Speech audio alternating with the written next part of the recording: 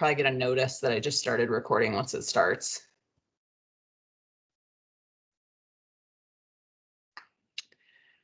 Okay, and let me go ahead and share my screen here. Can everyone see my screen? Okay, cool. Yep. Okay, well, we've all achieved step one. We're at the fall 2021 AICP exam prep workshop, so thank you for joining us. My name's Erin Fosdick, and I'm the PDO, Professional Development Officer for the Colorado chapter. So I'll be sort of orchestrating this today with a lot of help, and we'll do introductions. So we'll just kind of go down the list. I will say that Leilani Boykin is also a member of the Professional Development Committee, but she had something come up, and so she might join us later, but she's not going to be here. So when she doesn't introduce herself, you'll know why. So as I mentioned, I'm Erin. I work for the city of Longmont. I'm a long-range planner, a principal planner there, and have just recently taken over as the PDO for the chapter. So this is our second prep workshop as a group. I'm joined by an awesome group of people that help out with the Professional Development Committee. And so if you're interested, just a little plug, if you want to join us on the PDC, we do things like hold these training workshops, provide resources to folks, look at CM requests for people that are conducting trainings and workshops. And then we also help a lot with the conference. So selecting the sessions and kind of getting that call for sessions. So it's my pleasure to have other members of the PDC here. And it will be your pleasure too, because then you don't have to listen to me talk for the whole time. I don't know that we'll need the whole 3 hours today, but we have until noon to go through this. So, you know, if you have a lot of questions, that's great. We're here until noon if you need us. If we end early, that's obviously, I'm sure, fine as well. But I'll turn it over to Morgan, and then we'll just kind of go down the list. If you want to introduce yourself. All right. Good morning, everyone. I'm Morgan Hester. I am a planning supervisor with the City of Colorado Springs. I largely focus on policy and code writing and all the fun special projects that don't fit into typical development review. As Erin said, we are here to help with any questions that you have and truly want you all to succeed. I think the last slide, we have our contact information. Right? Okay. Yep. So if at the end you come up with some, crazy off the wall question or have time to sleep on it and need some help, we are all here to provide you with assistance with whatever you need. So I'll turn it over to Leslie. Yeah, good morning, everybody. I'm Leslie Ellis. My current role is at Larimer County as the Community Development Director, and that's a department that includes planning, but also building and code compliance. So I've had a lot of learning to do myself in the last couple of years around some areas that are outside of planning to some degree. And my time in planning has been mixed between the private sector and the public sector, and I took the exam. It's been almost 20 years ago now, so I would probably have a lot of studying to do if I was going to do it over again now. But I'm relatively new to this committee also, just within the last year or so, and it's been a lot of fun getting to know this group and working on these projects. And like Erin said, there's a lot of opportunities to join and help other fellow planners through their professional development. So we wish you all lots of luck, and you'll do great on the exam. And Leslie, you're also the incoming North area rep for the APA board, right? That's right, starting in January. Yep. Yeah, thanks for that reminder. Martin, do you want to introduce yourself? Sure. Good morning, Martin Postma, City of Thornton, long-range planning. I've been doing that kind of work for about 10 years now, and I did quite a bit of economic development work prior to that. I have various specializations in hazard mitigation planning, sustainability planning, TOD, things like that. So, and Thornton just finished our new comprehensive plan after more than 2 years of work about a year ago. So that was a big accomplishment. Congratulations on that. That is a big accomplishment. And as I mentioned, Leilani is also part of our committee, and she's really good. She has a lot of expertise in engagement. And so if you have specific questions, we might want to pull her in on that. And we can definitely, as Morgan said, we'll share our contact information at the end of this. There's also a lot of other members of the PDC. So if you have specific questions, I mean, obviously we're we're sort of heavily focused in long range planning on this group. Obviously, Leslie has a little bit broader of a role, but we rest assured we do know enough about other things that we can help you through or get you in contact with folks if you have those specific questions. So we do want to hear from you. So I'm just going to go down the list and call on folks because I think that'll be easier. And if you could just say your name, if you work for an organization or if you're a student, and then if you're sitting for the November exam or if you're getting a head start maybe for spring, that would be helpful for us to know. So Amber B, I see you're up first on my list. Hi, yeah, I'm Amber. I was forwarded this and I work in Arkansas, but I was forwarded this from a Colorado member and I'm a professional planner, not a student. Awesome, welcome. Carrie. Carrie Music from the city of Gunnison. I'm currently the planning technician and I'm just getting an early start. Good job. Christina. Hi, everyone. I'm Christina Lane. I'm a transportation planner for Jefferson County, and I'm taking my exam in November. David. I'm David. I work for Adams County as a planner 1, and I'm taking the exam in November. Excellent. Dylan. Can you hear me? Yep, we can. Dylan Becker, planner 1 with the city of Manitou Springs, and I'm taking the exam here next month. Best of luck. Ella. Good morning. My name is Ella Gleason. I am also a planner with Adams County, and I will be taking the exam in November. Great. Kelsey. Hi, I'm Kelsey Dombrowski. I'm a planner with Arapahoe County and I'm taking the exam in November. Kira. Hi, I'm Kira Stoller. I am actually changing jobs next week. I was with the city of Greeley for the last 4.5 years, and I will be starting with the city of Thornton on Monday. And I am taking the exam in November. All right, well, congratulations on your new job, and here's one of your future colleagues here. Yeah, nice to meet you. Thank you. Lily. Hi, I'm the Community Development Director over in Ouray, southwest corner, but hoping to take the exam in November. Something kind of came up, so it might end up being May. We'll see. Okay. Maureen. Hi, I'm Maureen. I'm a planner for the town of Frederick, and I am also taking my exam in November. Great. Nice to hear from you again, Maureen. I live in Frederick, so I'm the one that gets to harass Maureen about things in my town. Rachel.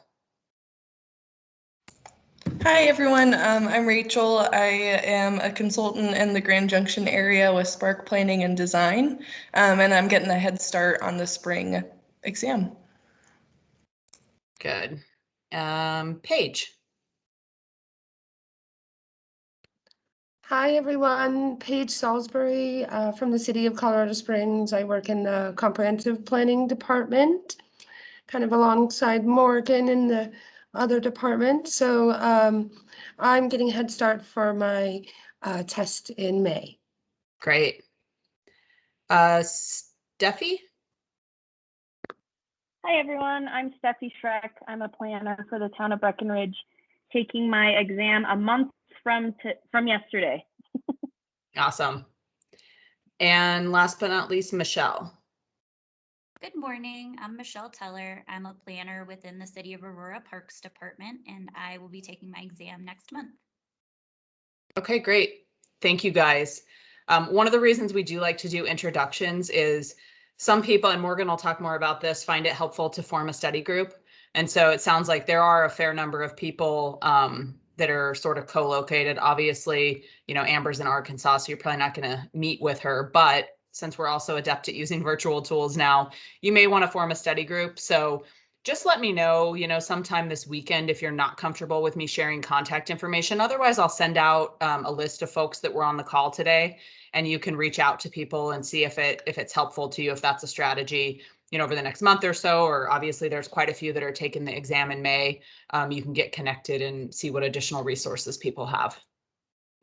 So with that, we'll go ahead and get started. We put this slide together for our last prep workshop. I think we were all a little less adept at virtual meeting tools at that point, but just a quick reminder, because I know not everyone's using Microsoft Teams. That's the platform we're using today. You can obviously see some of us are on camera. You can turn your camera on and off using this button here. Audio switches here. We're obviously all adept at that because you just all used your mics. I don't think anyone else will be sharing the screen besides me today, but you can also, probably an important one is to hide the chat. So we'll be using the chat function and we'll sort of all be monitoring it because we're going to tag team. If you put a question in the chat and it seems like we haven't gotten to it, it might be because we don't see it. So just feel free to jump in. This can be sort of informal today.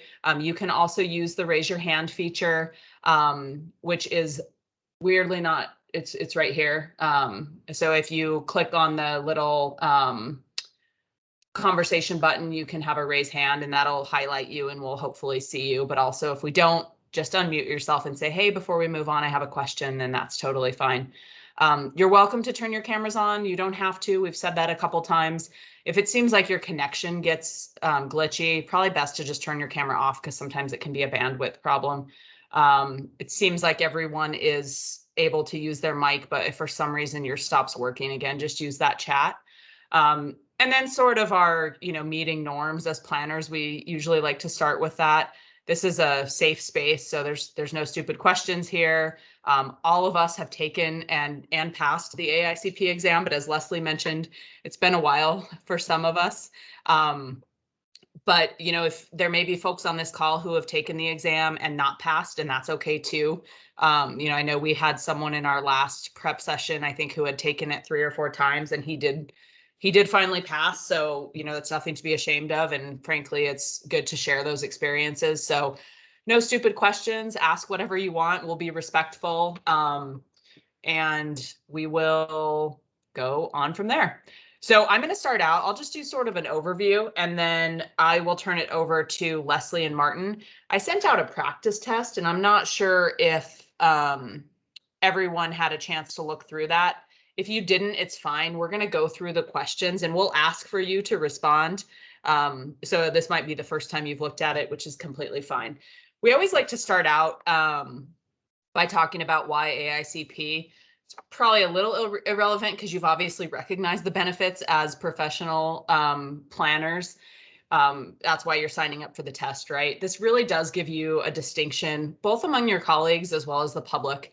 And I think it is important for that reason. It also helps you with enhanced job opportunities. Some positions, especially as you move up in your career, they might require AICP. Others, it's a preference. And so it's always nice if you can have that on your credentials. You may also be eligible for higher salary ranges, either within your current position or obviously with those enhanced opportunities.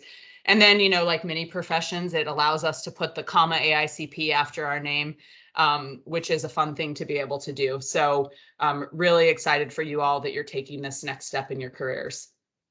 Also want to mention, we are not experts in what has been the candidate program because all of us were AICP before this, but many of you, especially if you've recently graduated, may be familiar with the candidate program. Do want to just take a minute to mention that they're transitioning, AICP is transitioning away from this and really trying to simplify the process. So if you're in the candidate program, you can continue, but really going forward, there will be essentially one method to get AICP and kind of different ways to do that. So if you have questions on that, follow up with me afterwards and we can talk more, but just know that. The other thing I want to mention here is once you get your AICP, you'll obviously be required to get certification or CM maintenance credits, CM credits. Currently, you need to get 32 over a 2-year period, and there are required law and ethics credits, 1.5 credits in each of those topic areas. There's going to be some changes coming for everyone, for all of us next year.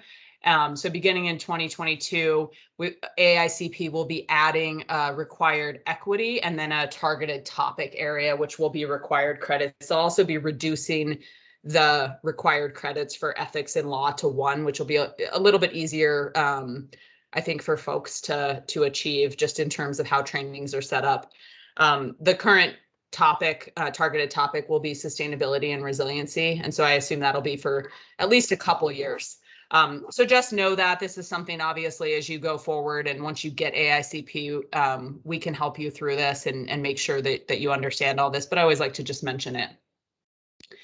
So now kind of shifting gears to the topic area, just to talk a little bit about the exam itself. Obviously, you will be completing the exam online and you'll schedule that. You'll have, when you sit for the exam, a half-hour tutorial that'll kind of walk you through the logistics. And then you'll have 3.5 hours for the 170 questions. 20 of these are prep questions or kind of practice questions, so they're not counted in your overall score. So you're really graded on 150 questions. When you finish the exam, you'll get your unofficial results immediately. So you'll finish the exam and it'll let you know, that you passed or you did not pass. But you really need to wait the 6 to 8 weeks to get your official results from AICP. I think it's highly unlikely that it'll give you a pass and then your official results will say that you didn't pass. But it may happen. What's more likely is if you're right on the cusp and they go back and evaluate, you could have a no pass message and then really they find that you pass. That doesn't happen frequently at all. It's a pretty safe bet that your unofficial results are your results, but you do need to wait that period to get your official results until you start using the credential.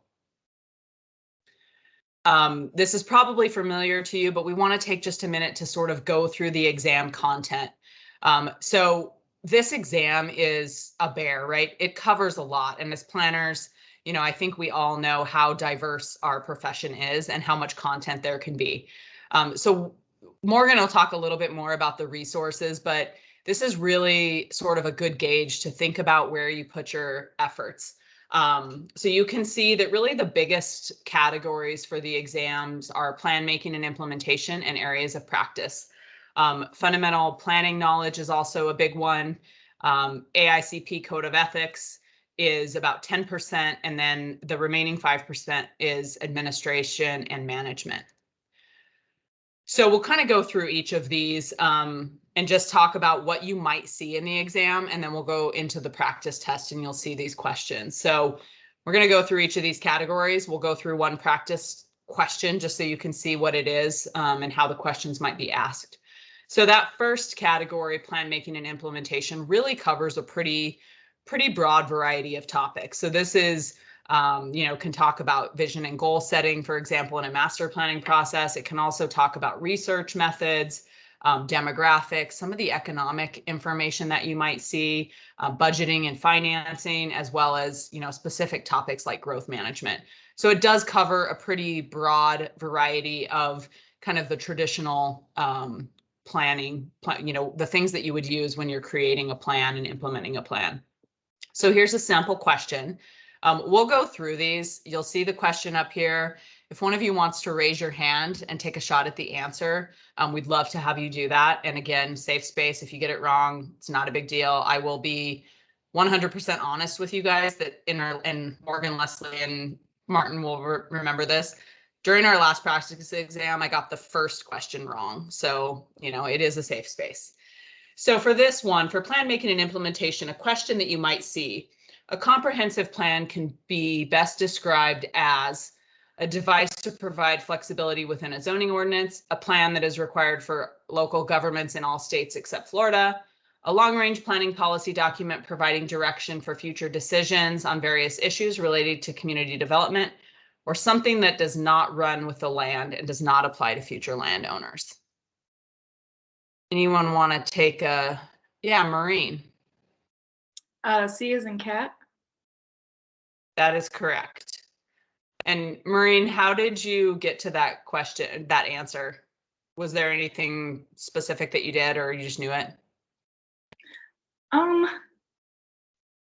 Well, with multiple choice, you're supposed to go through each one and eliminate, but this one I just kind of knew from studying the past few months. So I think that's, and we won't need to take as much time on all the questions, but I think that that's a good point, and we'll talk a little bit more about tips and tricks, but you know, some of these you can really eliminate right off the bat, and I think that's a good thing to think about as you're going through the exam.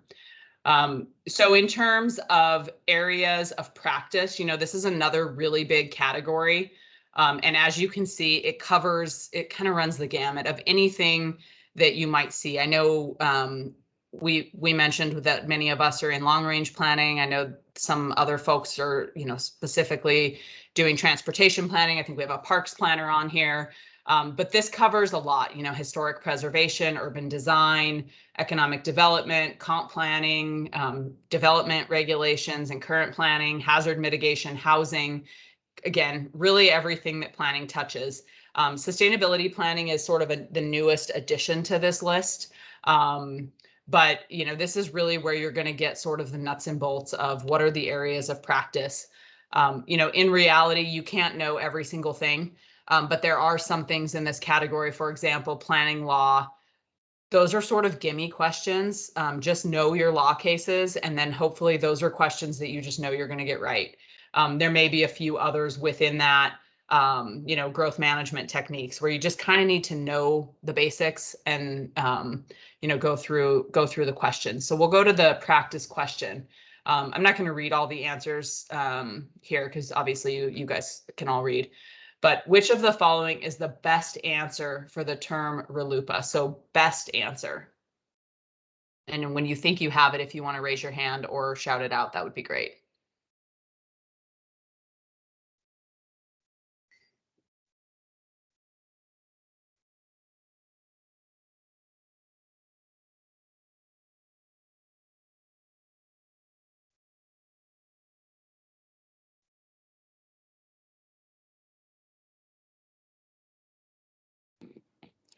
Well, hi, this is Paige. I am going to go for D, all of the above.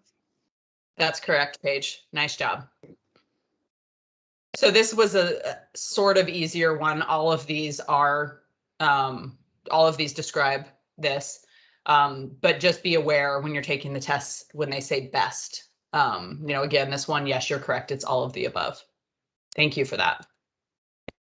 Next up is fundamental planning knowledge, and that's 25%, so a pretty big piece of the exam. This is, again, where some of the kind of gimmies come in. So history of planning, planning movements, influencers in planning. Those are just things, you know, especially for those of you who are recent graduates, you're going to know these just sort of, you know, this might be a good one to use flashcards for.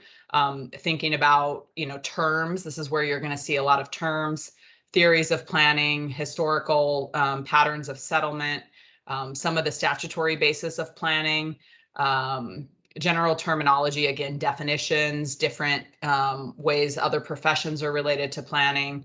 And so, again, some of these are just, you know, really just, I don't want to say memorization, but memorizing some of the influential people, different types of planning movements that have been important.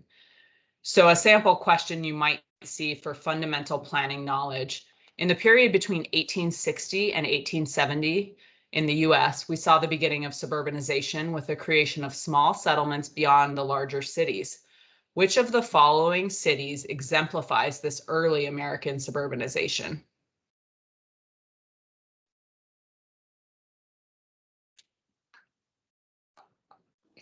So Radburn, New Jersey, Riverside, Illinois, Lake Forest, Illinois, or Elk Grove, California. Anyone want to take a shot at this? Is it A? Go for it. Anybody? Otherwise, I could. Go ahead, Paige. Okay, again, this is Paige. Yeah, A, Radburn. So in this sample question, we had Riverside, Illinois. Okay. Radford is a suburb that's often noted. I think really it's the time frame here that clues you into this. Gotcha. True. Okay, thank you. And this test is very nuanced in that way. So I think Radford was a bit later, but obviously, you know, it was an important suburb. Next up is AICP and the Code of Ethics. So once you pass this exam, either in November or May, and you become an AICP certified planner, you'll need to abide by the Code of Ethics. And that's something, again, that's going to be a required continuing education piece, and something that is a pretty important piece of being a certified planner. So there's principles to which we aspire. There's also our rules of conduct and code procedures. And so you'll want to be familiar with those. You know, I think this goes without saying, but obviously, if you're convicted of a serious crime, you probably have a lot of issues to deal with at that point, but you will also have your certification suspended. So if you become AICP and you spend all this time studying, don't commit a serious crime because you'll lose your certification. But you'll want to take a look and look at that Code of Ethics. You know, you'll want to look at the principles, the aspirational principles, and you'll want to just know those. Yeah, Ella. Yeah, so I was able to find, obviously, the APA and AICP Code of Ethics, but as far as the code procedures go, like there have been some questions like, if this happens, what do you do? Yeah. Do you have a good resource for us to be looking at for those? There is a book, and I'll have to look. I don't have it up right now, but I know there is a book that was a pretty useful study guide for me. Morgan, do you have anything specifically related to ethics in your resource section? I don't remember if you cover that. So sorry, I was getting up to show y'all something that I have. What was the specific question about ethics? If there was a good resource to really walk through some of those code procedures.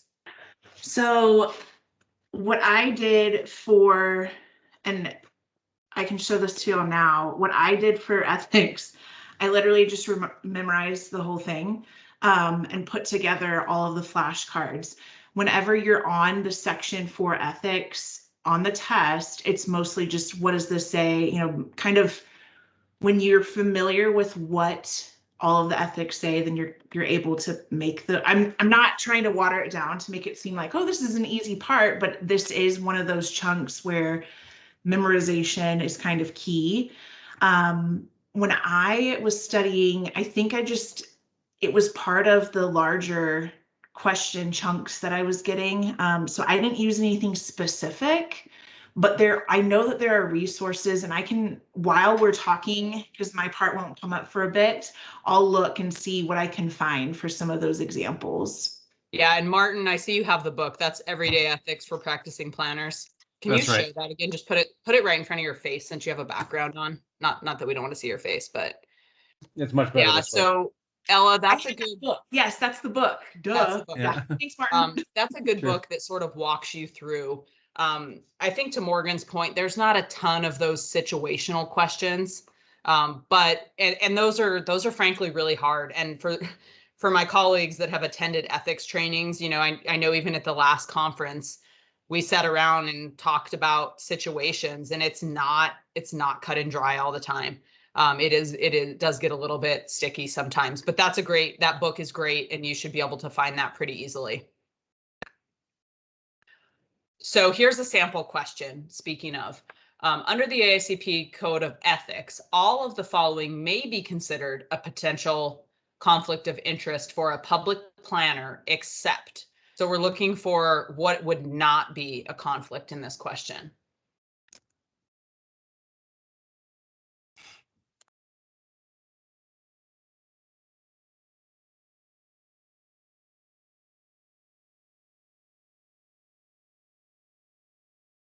Yeah, Marie.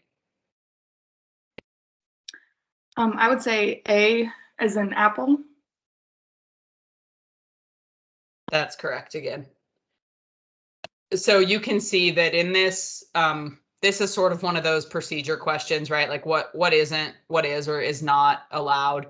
Some of these are pretty blatant, right? You're not going to process an application for your own property. You're not going to accept gifts from development firms. I mean, those are pretty easy. So hopefully most of your kind of questions in that realm will be similar to this. So thanks for answering that, Maureen. Ella, do you have another question?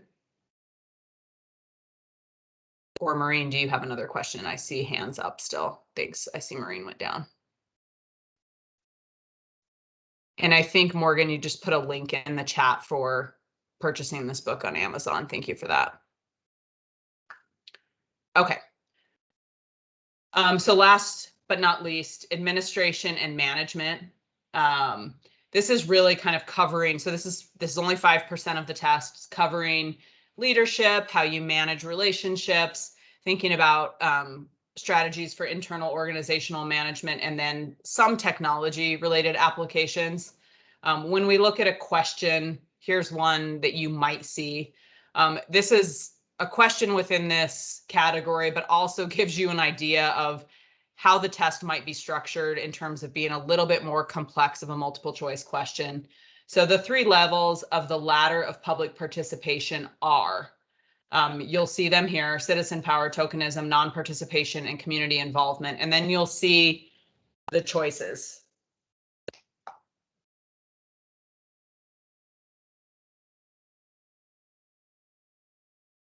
Yeah, Ella.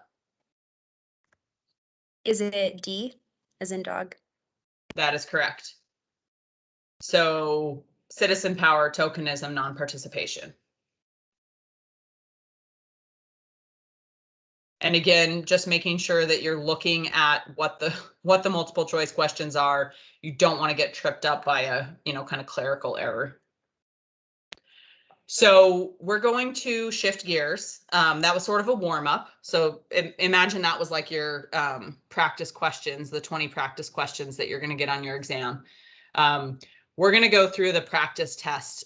Was anyone able to take a look at the practice test?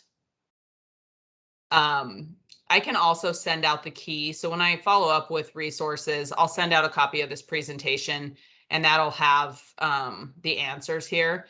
But Martin and Leslie are going to walk us through this. So we'll do something similar to what we just did. They're going to tag team it. This one had 48 questions, so a lot less than the actual exam, but covers in terms of similar percentage with the areas that the exam looks at. It should give yourself about an hour to complete this if you take it again. Just that'll be sort of equivalent to how much time you'd get for the exam. Again, don't feel nervous about answering these. It's okay if you get the wrong answer. Sometimes walking through your thought process is important. So if we get through a question and you're like, why is that the answer? Let's ask the group. I got a different answer. Let's walk through why we would answer a certain way. So please stop us if we are going too fast. And Martin and Leslie, I will turn it over to you. And just let me know when you can call on folks or I can call on them, whatever works most easy. I have the participant list up. So whatever you want to do is fine. Just let me know when you want me to advance to the answer slide. Okay, thanks. Yeah, so we'll just alternate, and I'll start with the first one. I think I'll take your lead, Erin, and just read the question and let everyone else read the answers and go from there. So the first one is this: which type of zoning allows a mixture of uses and promotes flexibility in design and density?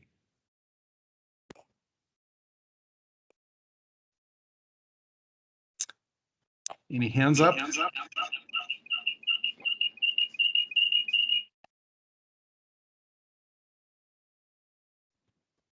Yeah, Paige. DPUD. Ah. Ella, do you have a different? Oh. Hang on a sec. Let me stop sharing the screen for a second, guys, because we need to be able to see the answers. Hang on. Yeah. I don't know what has happened here.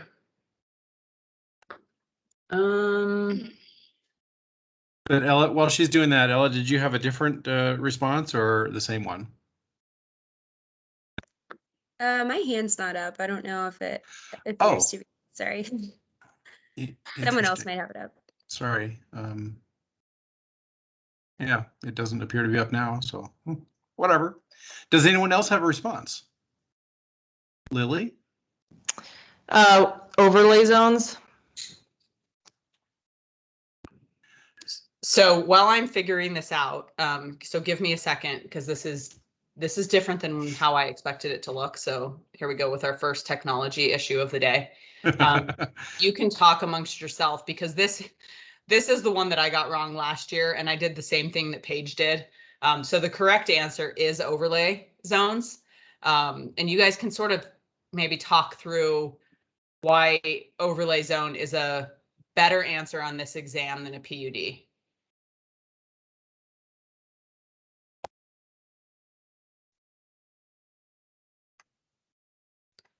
Yeah, so I mean, I think there's an argument to be made both ways, but an overlay can add flexibility to multiple zoning categories.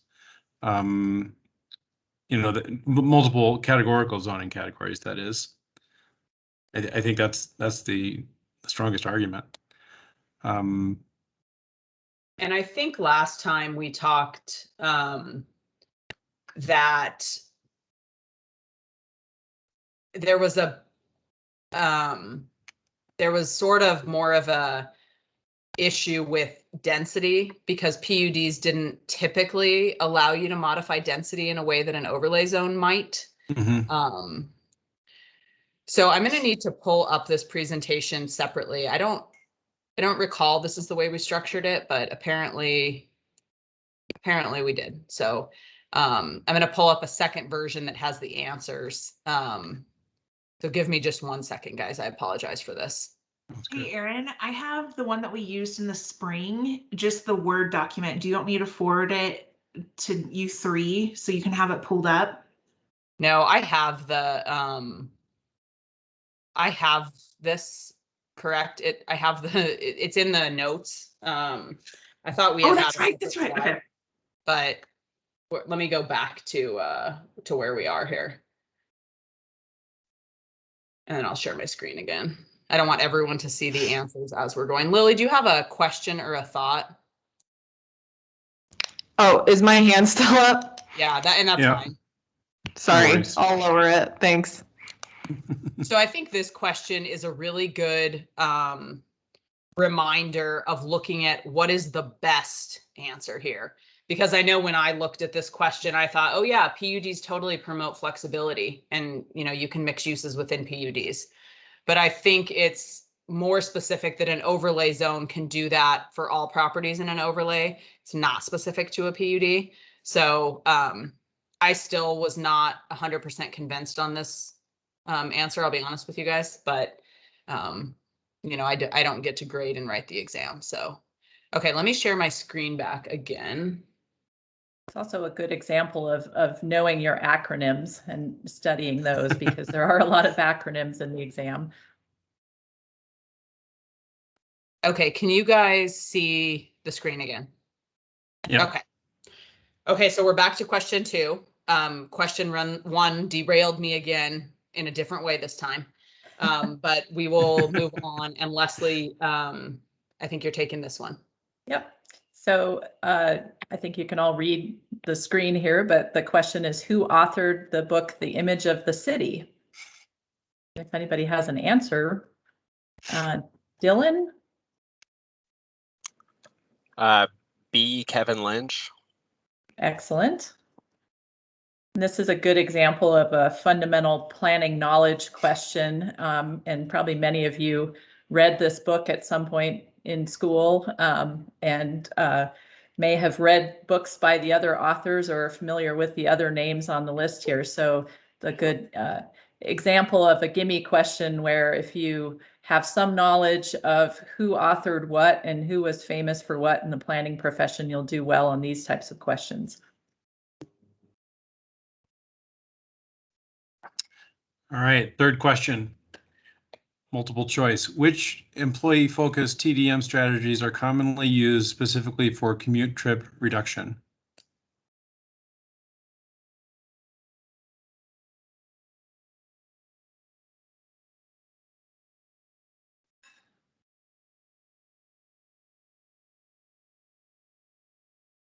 Anyone? Michelle, please. I'll give it a shot. D Okay. is dog. Which is references to 3 and 4 end of trip facilities and transit fare subsidy. Would you put the answer on, please? That is correct. Yeah. Well done. Okay, on this one, what is the floor area ratio of the building shown below?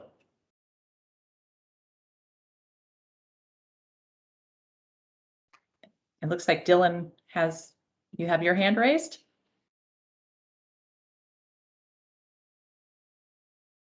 You want to jump in? I did not have my hand raised. Oh, okay, that was a leftover. Steffi. Yeah. All right. I say the answer is B, FAR of 1. Very good. How did you get to that? So this it boggles my mind, especially when they get a little more complex. But basically an FAR of 1 means that the floor area to the land area are the same. So this one's 4 stories on a quarter of the lot. Right. And exactly this is right. Something that you'll commonly see in a mostly a city zoning code, and just one of those fundamental planning knowledge pieces that's good to hone up on.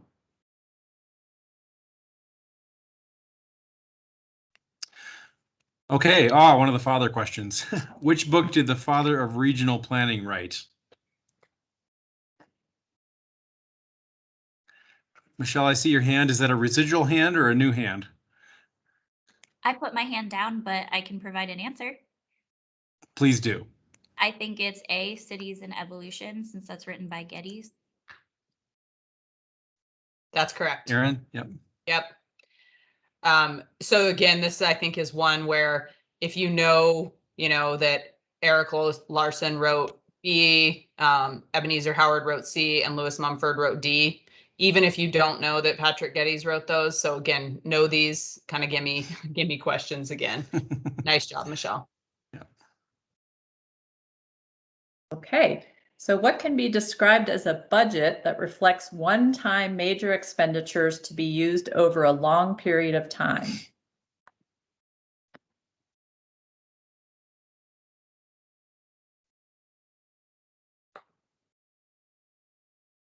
Anyone want to jump in on this?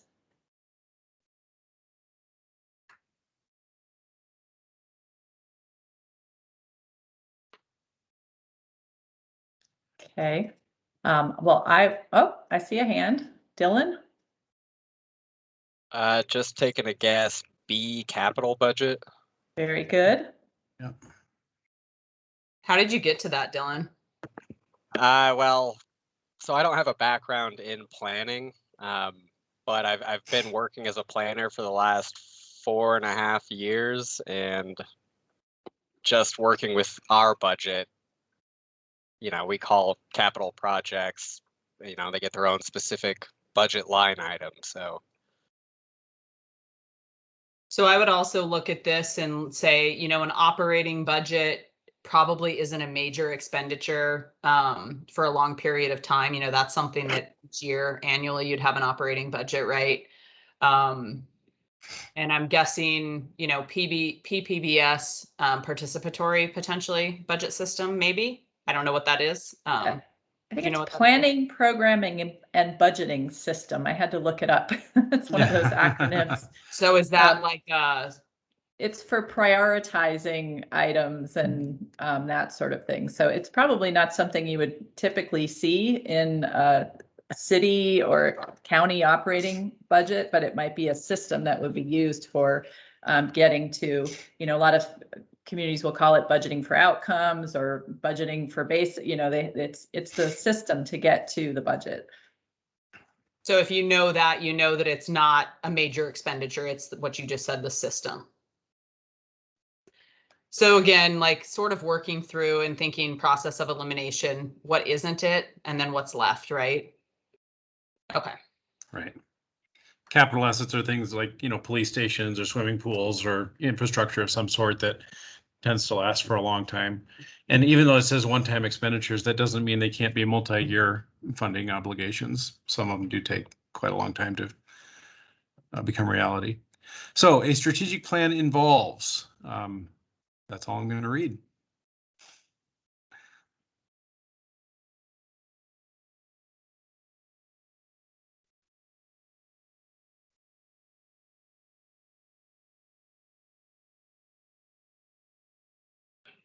David. Is it B?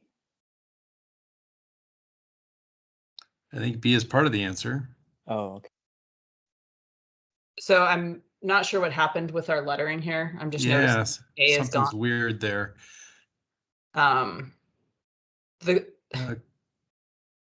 Christina, do you, or Lily, I think I saw hands up. I was just going to say, I guess E, but all of the above. That's the correct answer. Yeah. And in a situation like this, I mean, if you spot, you know, like if all of the above is the answer, is one of the answers, I mean, this is a little bit more complicated, but sometimes all of the above is like the last one in the list. And all you need to do is find two that are correct. And even if you don't know if the other one or two are or are not, you know that all of the above is the answer.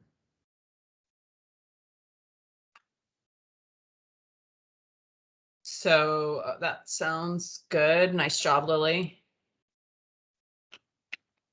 All right, on this one, a variance can be described as, and I'll let you read the answers here. And if somebody has an answer, please jump in. Carrie. Carrie.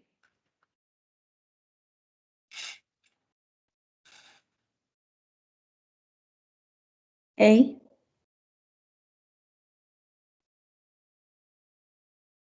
That is correct. Nice job. How did you get to that? Well, I've just been dealing with a lot of variances lately, so. And in your community, does the Board of Adjustment handle those? Yes, we have a Board of Adjustments and Appeals.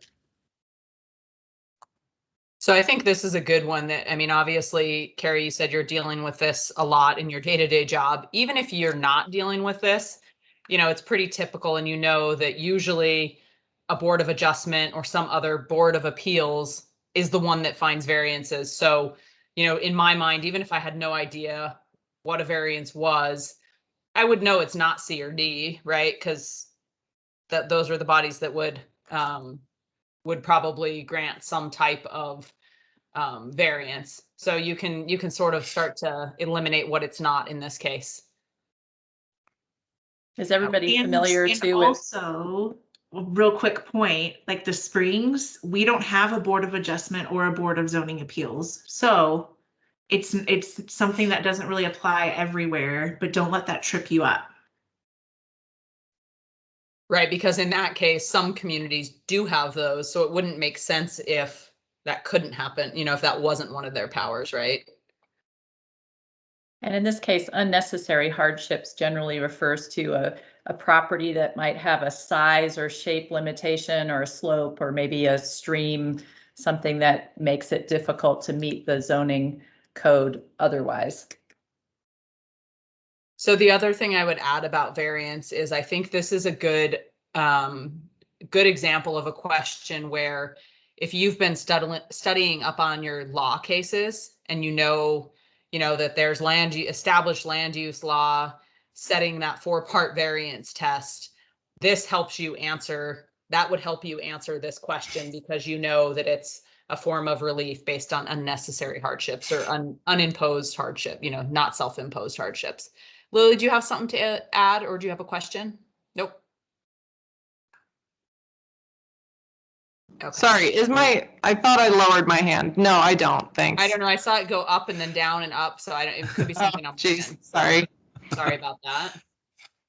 Okay, we'll go to the next question.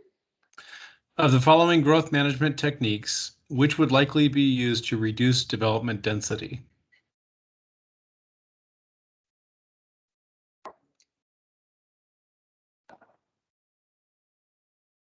Dylan.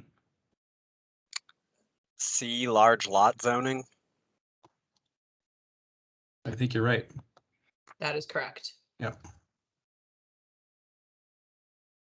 Okay. Sorry, before we move on real quick, can we kind of go through that one? I guess maybe I don't know what large lot zoning is, but to me also the good, answers were the building permit caps, but I guess that's not necessarily development based already. I don't know if we could just go over this one. I don't know if building permit caps would modify density. It may modify the pace of development, right? Right, okay. Yeah, I read the question too fast. It's easy to do. Okay, yeah. It is a growth management technique, but not to reduce density. So that's the tricky Density. part of this one. Okay. Yeah. Right. Does Okay, that help? Thank you. Yeah, I think it's just for some of these just like really reading the question slowly. Yeah. Yeah. Thank you. Yeah, and that Sure. is a big piece of this test. Even though it's multiple choice, they find a way to complicate it. So making sure that you're taking time to sort of unpack the question and think about what is it really asking you, because you're right. I mean, in some ways, these are all growth management techniques. So what else is the question asking? Okay. So going on to question 10. All right, so for this one, for which of the following demographic groups is a mail survey instrument most effective? And Carrie, I see you have your hand up. Is that new or is that leftover? I'm showing that my hand's down, but I think it's A. Oh, okay. And A is correct. And why did you say A? That just tends to be the population that written correspondence that is what they still do. Yeah, thank you. And that's absolutely right. And this is a good example of a quantitative, qualitative methods kind of question, and just understanding the tools that we use in the planning profession to get input from different populations. I think that's also the sort of question that's, the answer will probably change over the next couple of decades. Right. Yeah. So green infrastructure, I'll go a little bit farther this time, should be cost effective, should be integrated with gray infrastructure, should incorporate multifunctionality, can be used to lessen heat island effects.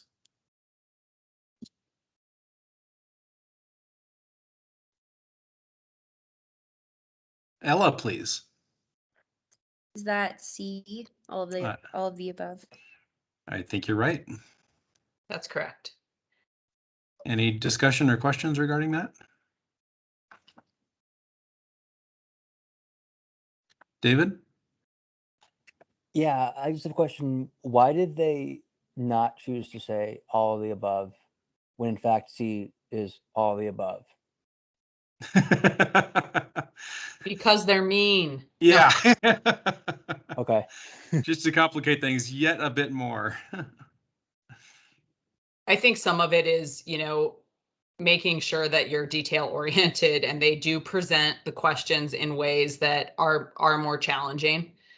So again, just, use this as a reminder, similar to what we talked about with a couple questions ago. Really read the questions and answers to make sure that what you are selecting is what you want to select. It would have been more clear in this case to do that, but you will see responses like this. So just making sure that you're determining a way for you that you're making sure to get everything.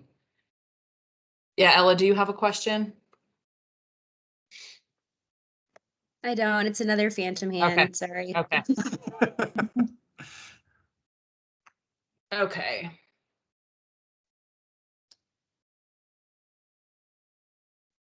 All right. So in this one, in which case did the Supreme Court say that a community may prohibit unrelated individuals from living as a family in the same house? Maureen. B as in boy. Very good. You've been reading up on your law cases. Can you tell us a little bit about that case? Well, I just remember that the city was going to prohibit the amount of unrelated persons per unit. And so when that was taken to court, they originally decided that at the local level, you can dictate how many people or how many unrelated people per unit, but then later on, I think it was changed and they actually said that you can't, the city can't define a family. But yeah, I think at this point in time, they said that they could make that regulation. Yeah, so that was a case in which the village restricted one family dwellings to a single family, and they further defined that as one or more persons related by blood, adoption, or marriage, living and cooking together as a single unit, or two people unrelated by blood or marriage.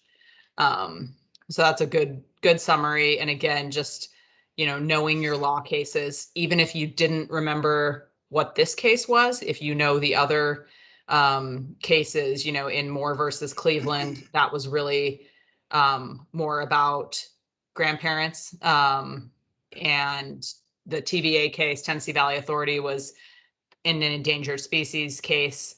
And then finally, the other one was about adoption of two municipal land ordinances substantially interfering with enjoyment of property to constitute a taking. So that was a takings case. So you might be able to eliminate, by process of elimination, some of the ones that didn't seem to apply, at least the last two. Okay. Number 13, the 2010 U.S. Census revealed which of the following?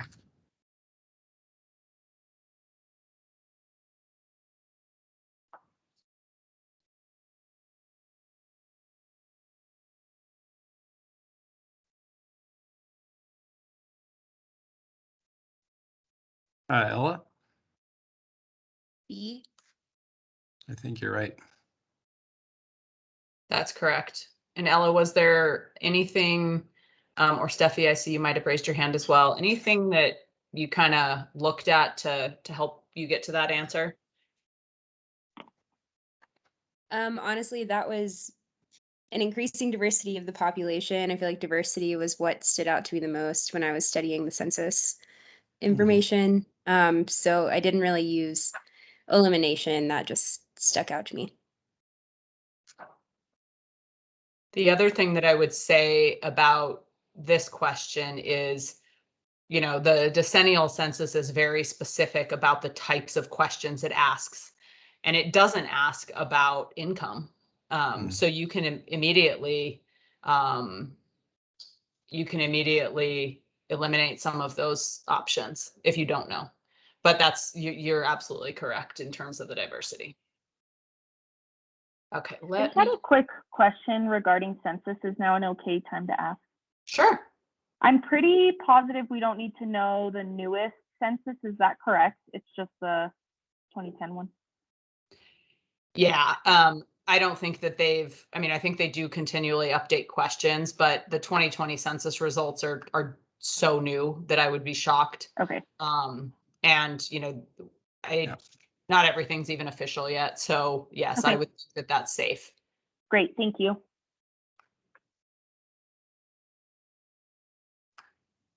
All right, in this one, in drafting a neighborhood plan, what is the most efficient and effective way to ensure that the interests of all groups have been addressed?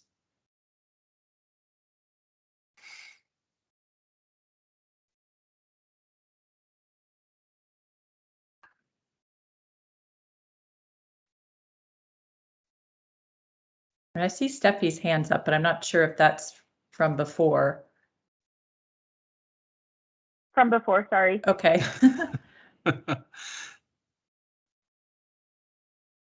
Somebody else want to jump in on this one?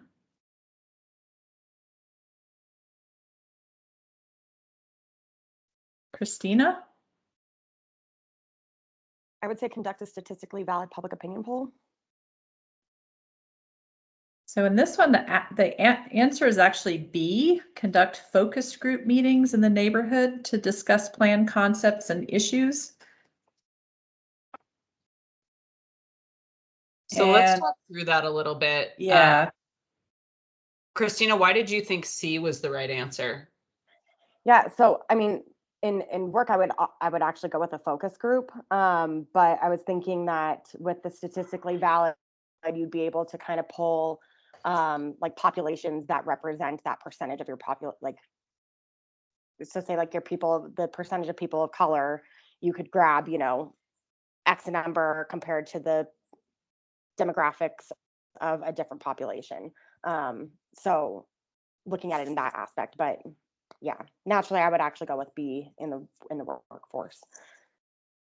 This is a tricky one because, you know, they're looking for the best answer and there might be other good answers in the list. And focus groups are in this case the efficient and effective way to make sure that those interest groups have been addressed. I think to me, when I read that, Leslie, that's probably the biggest key there is that efficiency. Yeah. Because creating a valid statistically valid public opinion poll would be a way to make sure that we were getting feedback from all groups, but Absolutely. It would be far more expensive and time consuming, right? And so I think again, the nuance, not exactly an efficient process. Yeah, not as efficient. Kelsey, did you have something to add? Yeah, I actually had a question. I'm kind of loosely participating in a study group or kind of training group, and we've seen a question a lot like this, and the answer that was deemed correct in that group was actually A, to get the interest groups themselves, get answers directly from them, since the question asked for interests of all groups. So I understand that, you know, the answer is B. I just wanted to kind of say, yeah, it's kind of been answered a few different ways in my experience so far. So the question that I would have back to you in your group is certainly I think, let's be honest, in a real planning process, you would probably do most of these things, right? But in A, you're going to request written comments from people.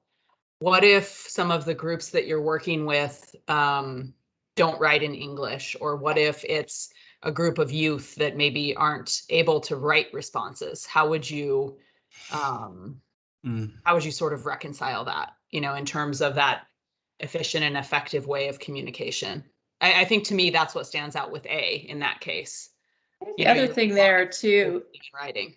Yeah, I would say the other thing there too is that by the time you've got a copy of the plan, it's pretty far along in the process to be getting input from the interest groups to make sure that they're represented. So the focus groups might be something you'd use earlier in the process to make sure that they're heard and that their interests are really rolled into that plan before it's prepared and sent out. Yes, so I'm currently in the process of rewriting the zoning code for Colorado Springs, and exactly what Leslie just said, whenever I'm sending out that information to groups, it's already been written, and I do want to receive their feedback.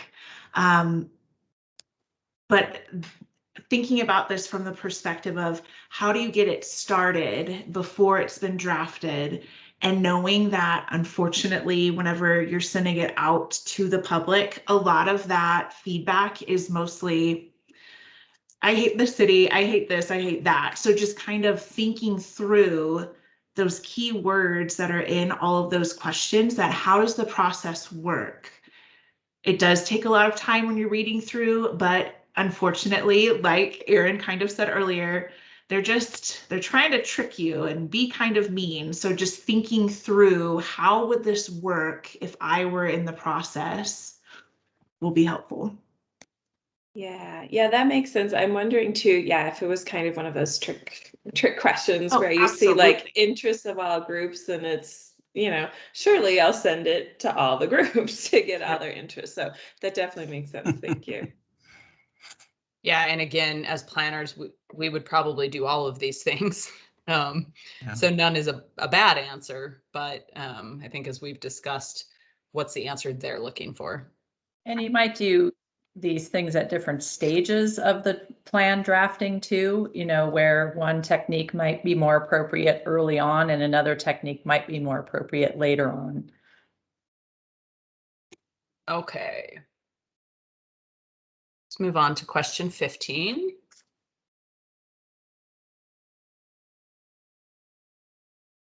Are you doing this one, Martin?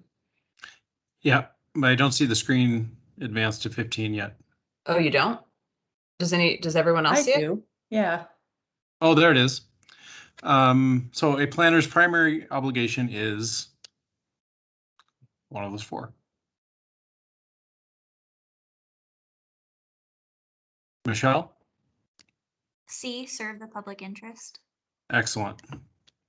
Well done. Correct. Anyone question that? Okay.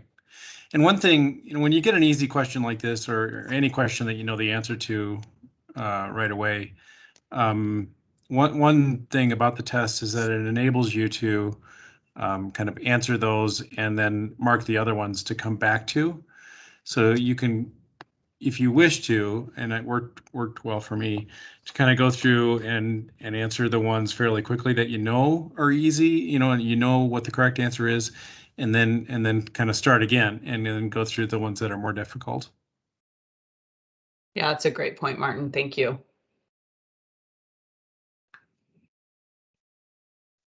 All right, on this one question, the intensity of residential land use is typically measured by which of the following methods?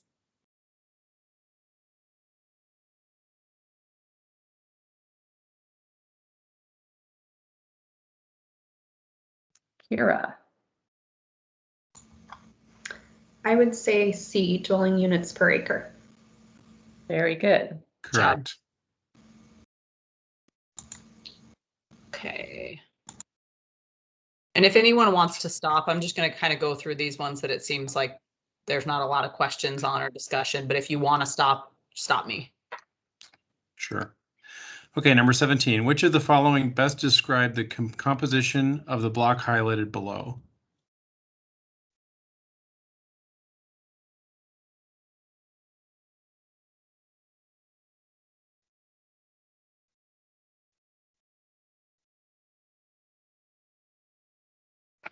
Michelle, please. C. Yep, that's right. So in this case, you need to know what the standard colors represent, and it looks like you've interpreted it correctly. Good. Ella, did you have a question about that one? Yeah, so I was discussing this with some folks that I work with, and I was under the impression that red was just commercial in general. Yeah. So is this like a process of elimination thing where it could either be retail or office? So red is usually retail. And I think if you look at on the APA website, they have a color scheme. You know, you're correct that retail is a type of commercial use. But in this case, office is so specific. The other thing that I would key in on that option is there's no way that they're figuring out those little tiny, you know, tenths of a percent. That seems incongruent. So, you know, in that case, that's kind of an outlier. So while I'm not saying it's not possible that an office use could be represented by red, it's really atypical, frankly. From a mapping perspective. But I think there's other things that would key you into that not being the correct answer in that case. Okay, what would the color for office be then? I think you think red, Morgan? Mm-hmm. It's a commercial type use. You know, office is a type of commercial use typically, like under the main umbrella. So, you know, kind of the residential being that brown, orange, yellow, parks, open space, green, commercial uses red, industrial, usually blue or purple, right, is what I would say. So office could be a shade of red, potentially. Or hashed or something. Yeah. Okay. It's so specific for the code. And I would be shocked if they would ask a question that was that kind of interpretive. Here again, I think the main point is looking at those percentages, and they just don't fit, right? Even the park, you know that open space or parkland is more than 10% in this graphic. So that can't be the answer, even if office should be red, right? Yeah.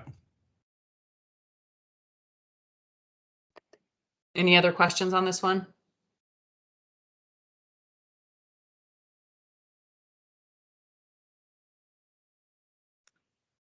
Okay, on this one, a stratified sampling is when you do one of these things. Does anybody have a good answer for that?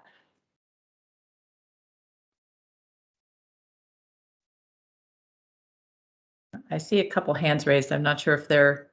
I think Michelle, Yeah. your hand might be raised from earlier. So go ahead and jump in if you have an answer for this one. I thought it was A. Correct. How'd you get to that? Well, that just seemed, one, I kind of remember my statistics from way back when. Yep, very good.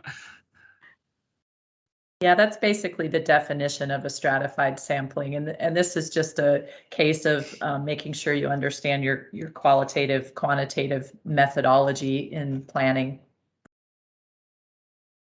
And in this one, you might also know that B is referring to random sampling. You know, if you know what those statistical methods are, you can sort of eliminate some of the other options. So nice job, Carrie. Okay. Oh, another one of these fun ones. Number 19. Which of the following are included in subdivision regulations?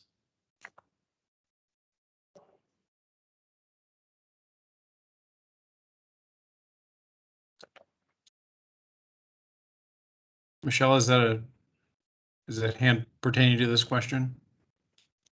No, it's an old hand, but I Oh. can, my guess. Old hand. Yeah, I can give my answer though, I think is C, so land recordation and dedication requirements.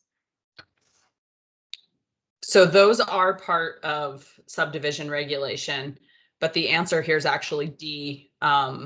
You could also have impact fee and growth management controls as part of your subdivision regulation. So it's all of the above.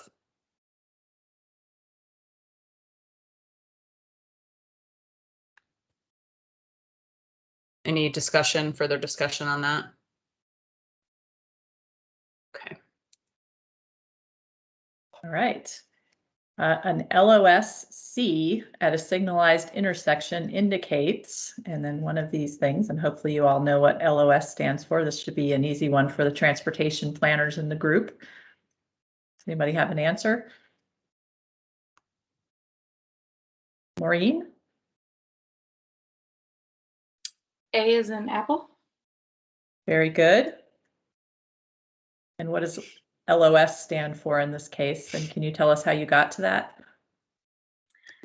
Yeah, I just took a CDOT access management class, so that was helpful. LOS is level of service, and then A is free flow, and then it kind of goes down from there. But C is where it dips into kind of teetering between free flow and unstable flow. So just kind of knowing A through F and just what the general definition of that is really helps me with these. Excellent. Thank you. Well done. Carrie, do you have a question? I see your hand up, but I don't see you highlighted, so it might be something with Teams. I do not have a question. Okay. We will go to the next question. 21. A complete submission for site plan review should provide each of the following types of information, except which?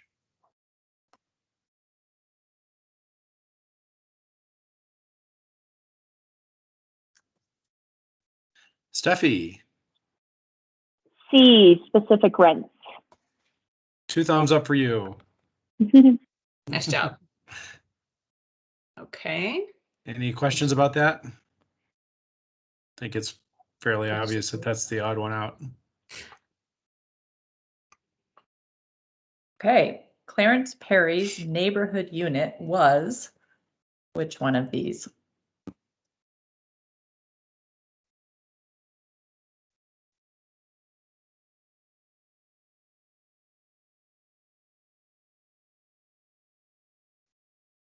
Steffi, or I see hands up from Steffi and Carrie. One of you want to jump in? D, all of the above. Excellent. How did you get to that? I just remembered that it was kind of the idea of a complete neighborhood that had all those in it. That's correct. Yep.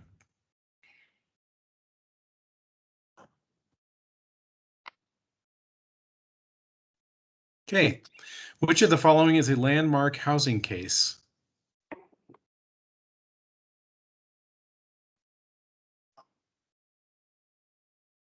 Steffi, I assume you have a legacy hand there. David. It's gonna landmark house. C.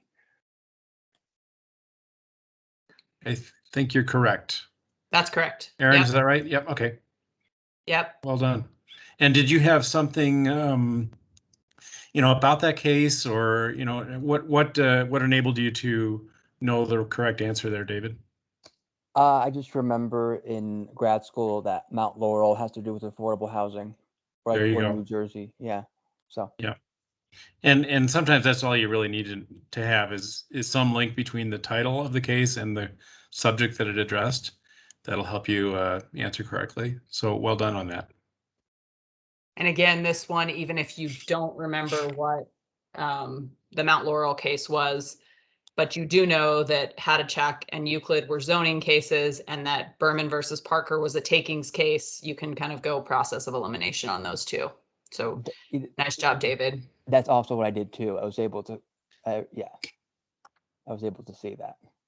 Okay. Yeah. So again, as much as you can, plug for law, history, and people. Morgan showed you her flashcards. I think many of us had a similar stack for different things, just knowing those terms, knowing those cases. And even if you don't know all the ins and outs of the law cases, knowing kind of what the key piece of those were, so Mount Laurel was housing.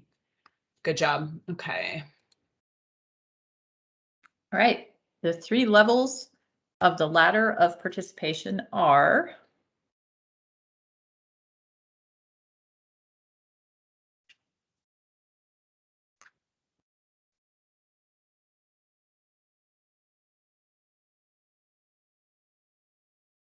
And I think this was one from our earlier practice exam. So if you remember an hour ago, you might get this one. I see David's hand still up. That might be left over. How about Carrie? Or Christina? D. You are correct. And how did you get to that?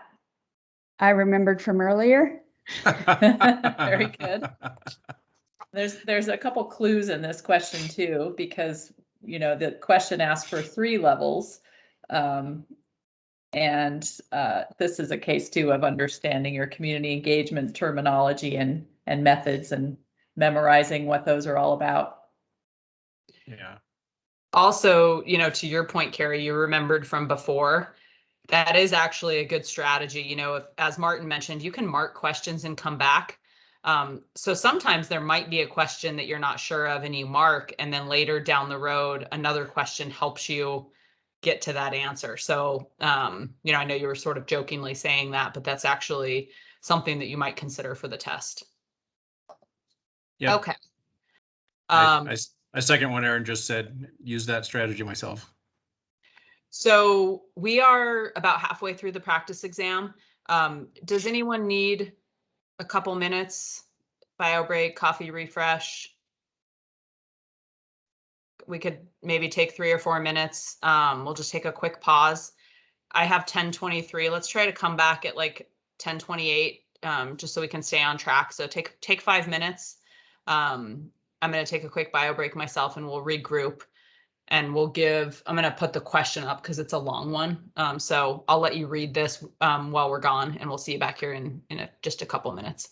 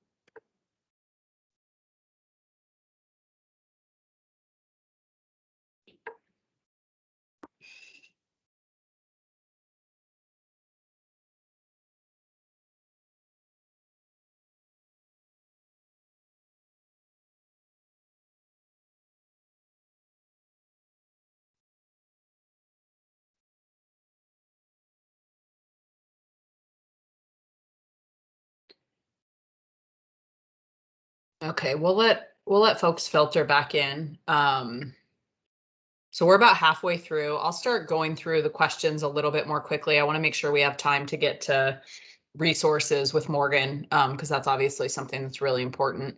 I don't remember whose question we're on, Martin or Leslie. It's mine. You? Okay. Yep. So I'll we'll just let you read this and then I'll go to the choice slide in here in just a second. Okay. You are the newly appointed planning director of the small town of Buckville.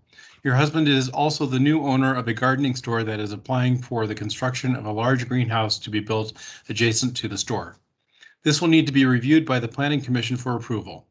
In this example, you should do which of the following?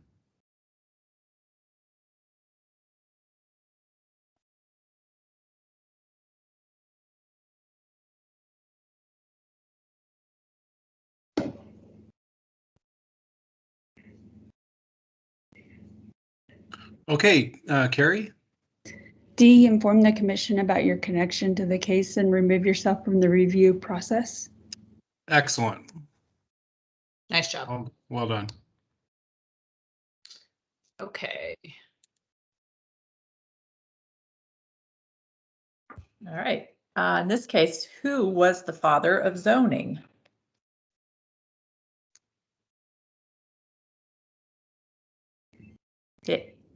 David, is that a new hand?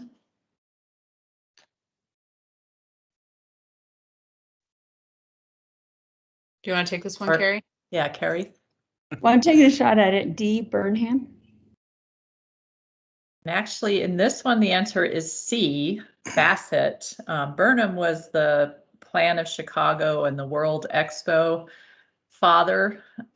Burgess was known for concentric circle planning, and Bettman was known for comprehensive plans in Cincinnati, and also the lawyer for Euclid.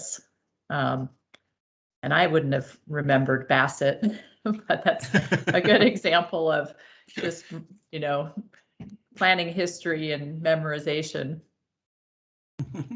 Yep. 27. What housing act focused on slum clearance?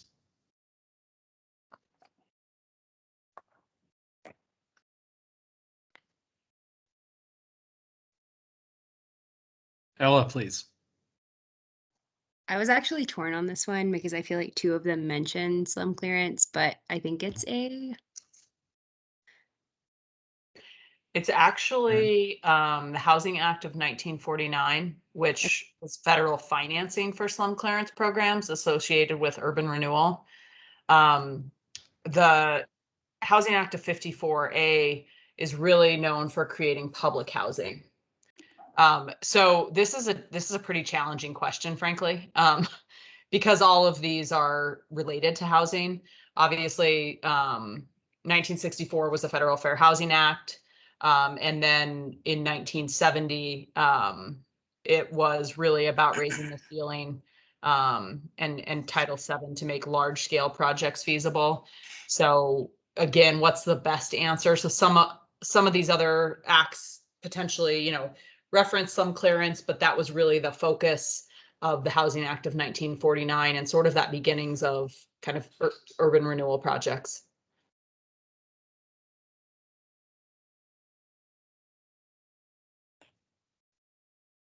Okay, this should be an easy one. What month has the APA designated as National Community Planning Month? Somebody want to take a guess here?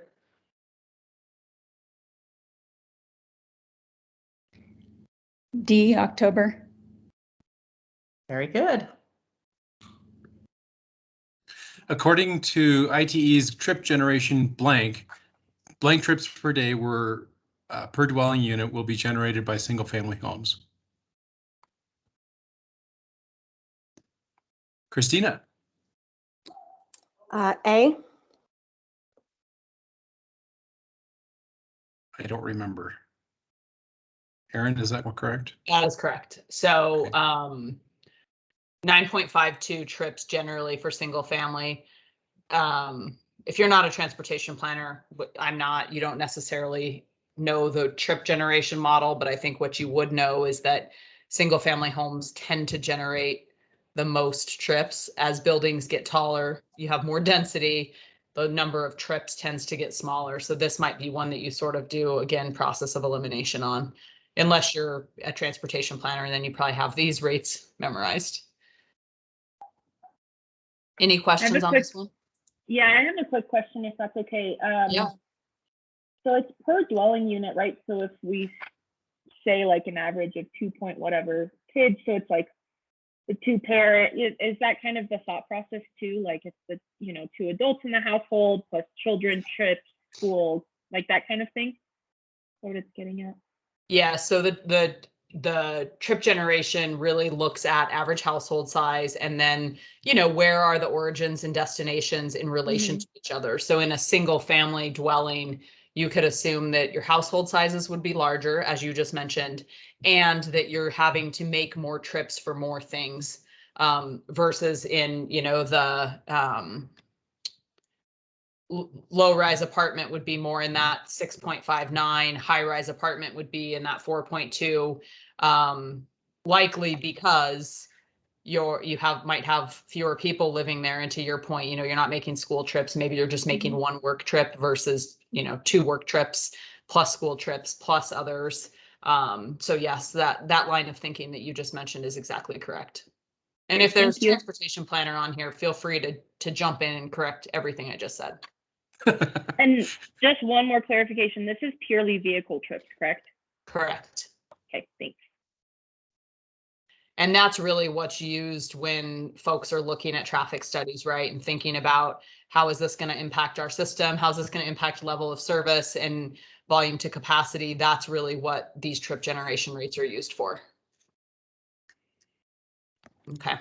I had a question as well, maybe for the transportation planners on the line, but where is the best place to find these rates? And I guess we're talking about national rates. So ITE's trip generation manual is really like the gold standard, I guess. That's what traffic engineers are using. So that's really what you'd want to look at. And I mean, I don't know that it's important for you to memorize trip generation numbers. I don't think you're going to get a question that is super nuanced about that. It's going to be questions like what we see here. So knowing what types of uses generate the most trips is probably kind of the level of detail you need to be familiar with. Okay. So thinking beyond maybe even residential, grocery store would obviously generate a lot more trips than, say, a call center, right? So thinking about the frequency, a doctor's office is going to generate a lot more trips than, an office where one employee comes, but no customers come. So you can kind of think about it in just general terms like that. And you should be able to answer the types of questions that you'll see on this exam. Okay. And again, I'll just add, Erin, the ITE trip generation manual is only available for purchase. So you can't, unfortunately, Google these numbers. So based off of that, like Erin said, it's just going to be using that deductive reasoning and that thought process. Yeah, thank you for that, Christina. Okay, let's go to the next question.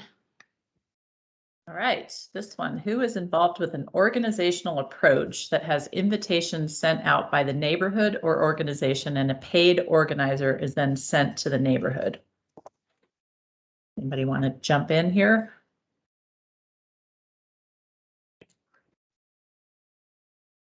Kira. I believe it's B. Saul Olinsky. Yep. And why is that? I know all A, B, and C are all involved in advocacy planning. I don't recall if TJ Kent was, but just in my studying, I know that Saul was very much kind of trying to do the organizational approach of it. Yeah, great. Yeah, and Paul Davidoff was an advocacy planner, and Sherry was known for the citizen or the laddership of citizen participation that you saw earlier in the question. And then TJ Kent was an known for urban general planning.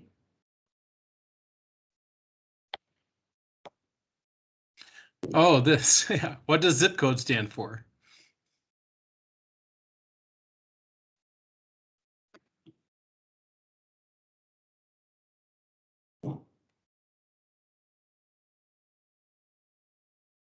Anyone? Anyone? B, zoning improvement code. Zip code actually stands for Zone Improvement Plan Code. So I would use the clue that that's the shortest one, and zip is short. So, you know.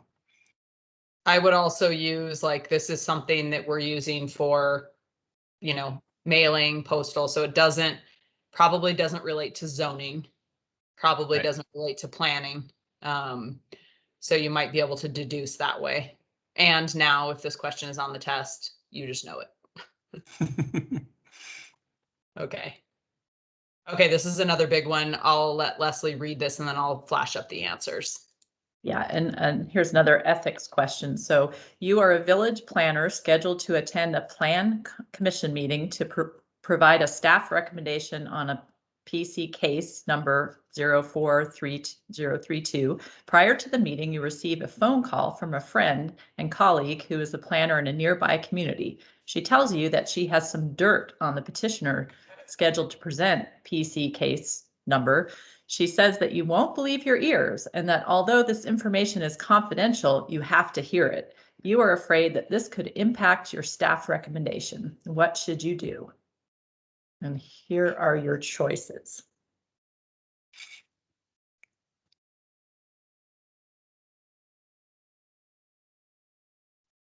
All right, I see a couple hands up.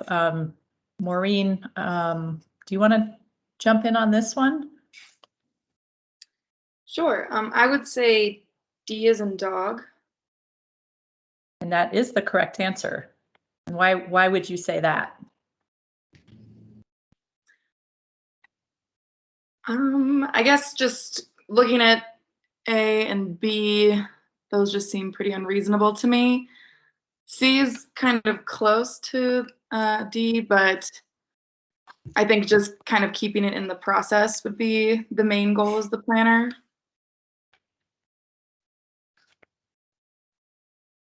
Right. Yeah, good thinking, Maureen. Thank you. Okay, an environmental impact statement can be defined as which of the following?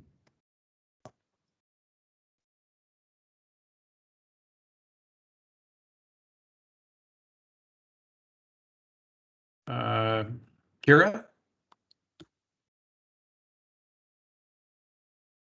Is that hand pertaining to this question? I forgot to put it down, but I will make a guess. I believe it is B. Yep. Well done. Excellent guessing.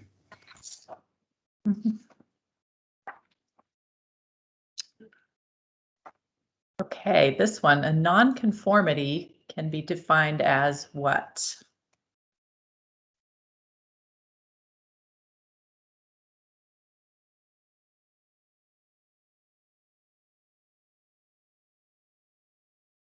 Carrie, is that a new hand, or I see Kira and Carrie, so if one of you wants to jump. It's a new hand. It's C, 3 only. That's correct. Yeah. Do you want to say anything about that? Just there again, dealing with a lot of variances, and we have a lot of nonconformities in our city.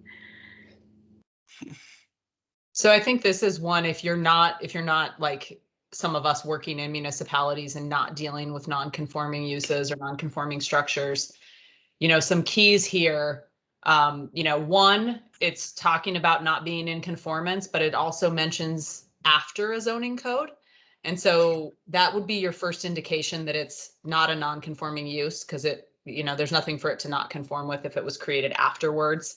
And, you know, comprehensive plans don't really deal with zoning. So I think there's some ways you can kind of eliminate some of these answers here. Or if you're like Carrie and you have the pleasure of dealing with these on a day-to-day basis, this is going to be a gimme for you. go to 35.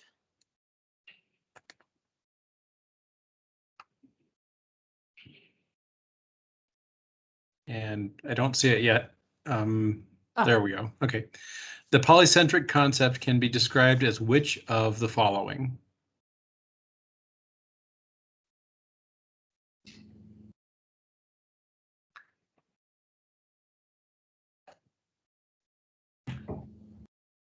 Kira, is that a new hand pertaining to this question or a residual hand?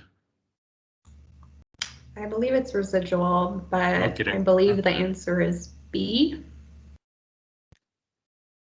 That's correct, Kara. Yep. Okay. Being a good guesser can very help your score on the test. So well done. This one, advantages of subdivision regulations include which of the following?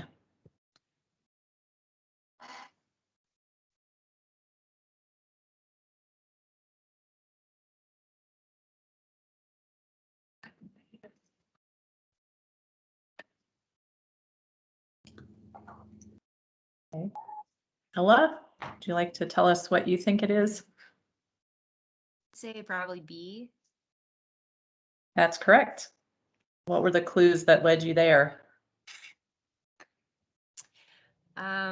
For it's just not right. So that's how I landed with that answer. Yep. Yeah, and that's great process of elimination. Okay. Question 37. This is a strip of mostly level land bordering a stream or river subject to flooding.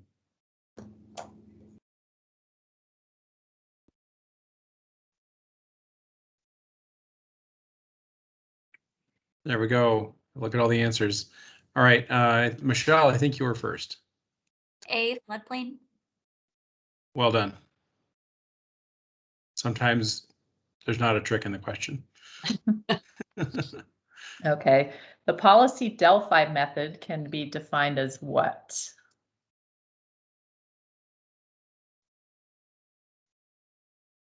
Ella, do you have an answer for us? I don't. That's No. Okay.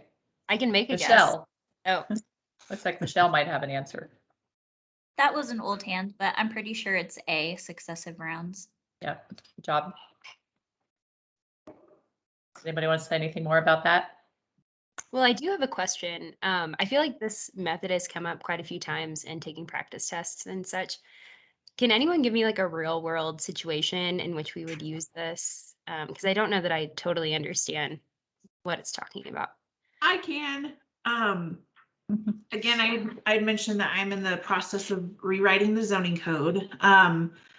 There are many different committees that I have that are working with me on this, and oh boy, they have lots of opinions. Staff has needs, knowing what we want to see in the built environment and how code should work. Developers have their own ideas and, kind of what is easier for them or less expensive for a client. The public has their own idea where they don't want anything to change. We have many public meetings, so those who have an opinion, it provides them with an opportunity to say, hey, you've written this, I don't agree with it for these reasons. So I will ask questions. Okay, well, what would make more sense? What's something that you'd be more comfortable with? And they tell me something that's all the way over here. And I say, okay, well, we're thinking more of this. And so we just have the discussion back and forth so that we're able to hopefully come to some sort of consensus, compromise, whatever that looks like, keeping in mind that the example that I'm using is for the benefit of everyone. So that's an example that I would give. And I think Michelle had her hand up. Maybe she had a suggestion also. Yeah, so I have a pretty good example that I just went through for the first time that I realized after learning what this method was that applied to that situation. So we had a community engagement process with basically this vacant parcel of land that the city was interested in potentially doing some kind of affordable housing, but all of the different groups that were there had a different, I guess, desire for what would be incorporated in that space. So we had been broken into 4 groups. One looked at more from the neighborhood perspective, and since Aurora is a really like minority majority community, looking at how we could get some like immigrant and refugee uses in that space, so more of a community center. Then we had more of a development group that was like, no, we need to get the most amount of units. This is going to be the best benefit, and all these different groups. So the first round, everybody kind of gave an idea of the best use of the space. The second round, after everybody presented, there was more of a consensus of, oh, well, why can't we pull this piece and this other piece and create more of this collaborative use? So I think we went around maybe like 4 times, and ultimately we were able to create a design for the space that met everybody's needs and still put the community first. So I think for me, that was the best example that I could come up with, realizing that that method kind of applies to that too. Where are you again, Michelle? That's an excellent example. So I'm in the city of Aurora, and I'm a planner in the Parks Department. And the reason I got involved is because it's a really underserved location for parks. So from our perspective, we were trying to figure out how we could get any kind of amenities in that space. But it was a really great example of having all of these different entities within a jurisdiction and within the community come together for one purpose. I agree. Everyone go with Michelle's example. Okay. So think about this if you see it on your test. Yeah, thank you for sharing that, both of you, sharing those examples. Okay, we're going to question 39. Which of the following are common principles of transit-oriented developments?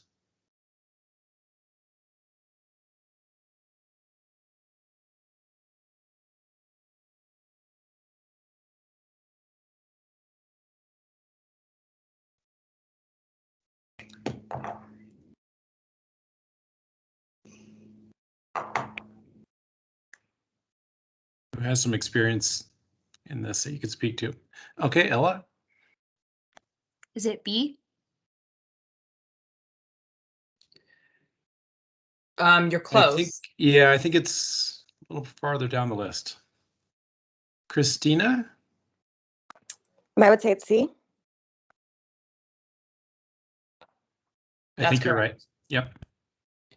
Yeah, so it is B, but I think the piece that's missing is kind of that access piece. And that's a little tricky. Ella, I can see why you might have said that because of the vehicle piece. Mm-hmm. But, I think the key there is it provides multimodal access. And so, you can successfully eliminate number 3, obviously. But I think, again, really thinking about, do most TODs still offer access for vehicles and pedestrians? I would say yes, even if it's at, sort of a kiss and ride, or it might have a park and ride component. There's still typically some vehicular access provided for. Exactly. Okay. All right, this one. These are deep lakes that have a low supply of nutrients and thus contain little organic matter.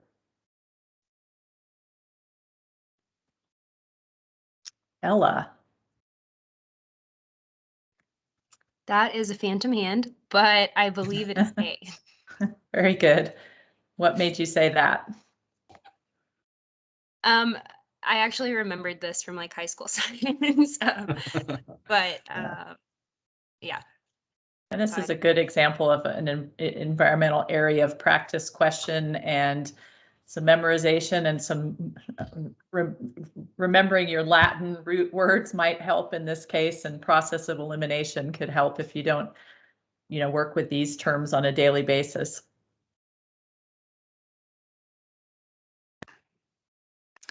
What is the range of the following data set?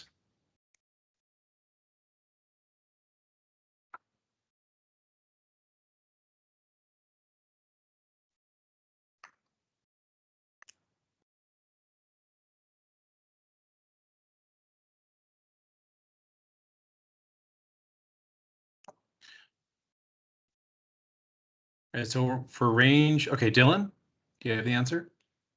It's D7. Very good. So it's the difference between the highest number and the lowest number. So 8 minus 1 is 7. Nice job, Dylan. Thank you. Well done. So this can be described as a device to provide flexibility within the zoning ordinance.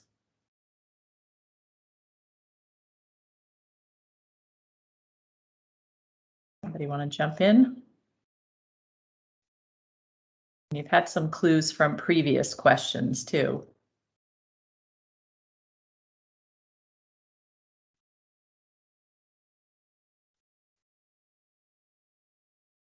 And again, thinking about probably what's an important piece of this question is providing flexibility.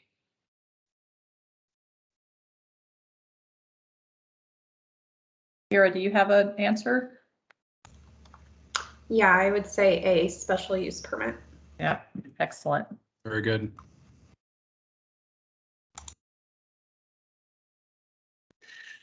Which are the key points to writing a WBS?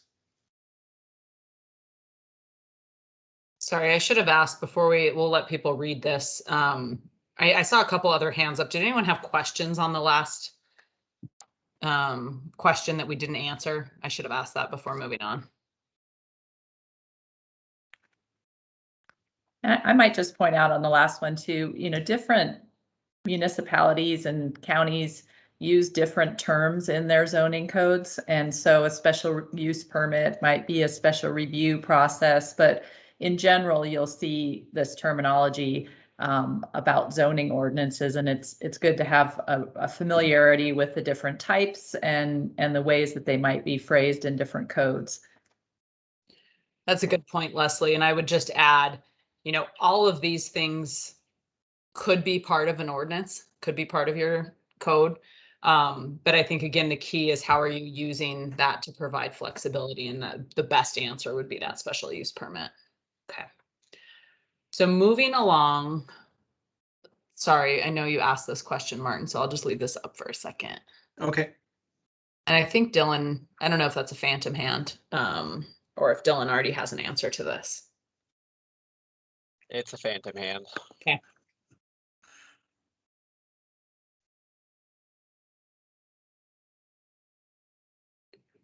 So in this question, knowing what a WBS is, and then figuring out the correct answer.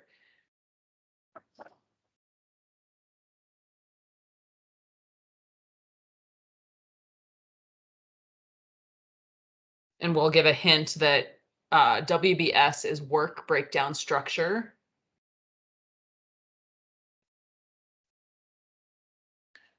And Christina. I would say it's all the above. Right. Nice job. Any questions on that? These are pretty good ideas to keep in mind for writing lots of different things. Okay, this type of land use can be described as being allowed by right. Dylan.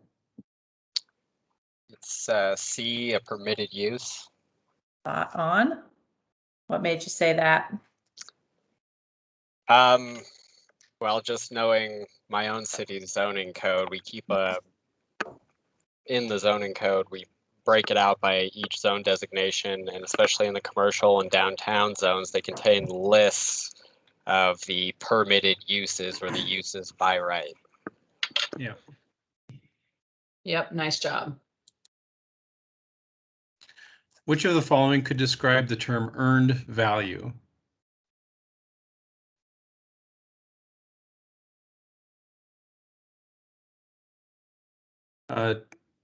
Dylan, are you up for this one? No. So, sorry, I forgot to lower the hand. No worries. Anyone? Ella? I think it's D. That's correct. So method for measuring the progress of a project against the plan. Well done.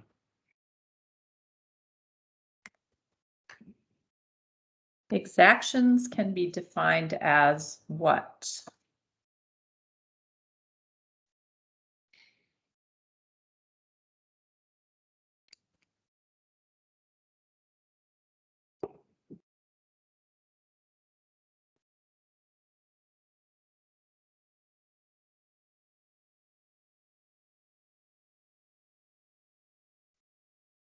Somebody want to jump in and make a guess here?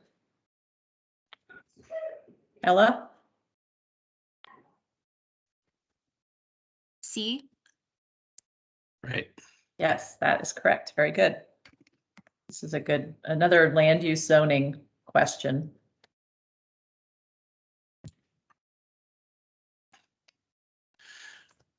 What is a disadvantage to shift share analysis?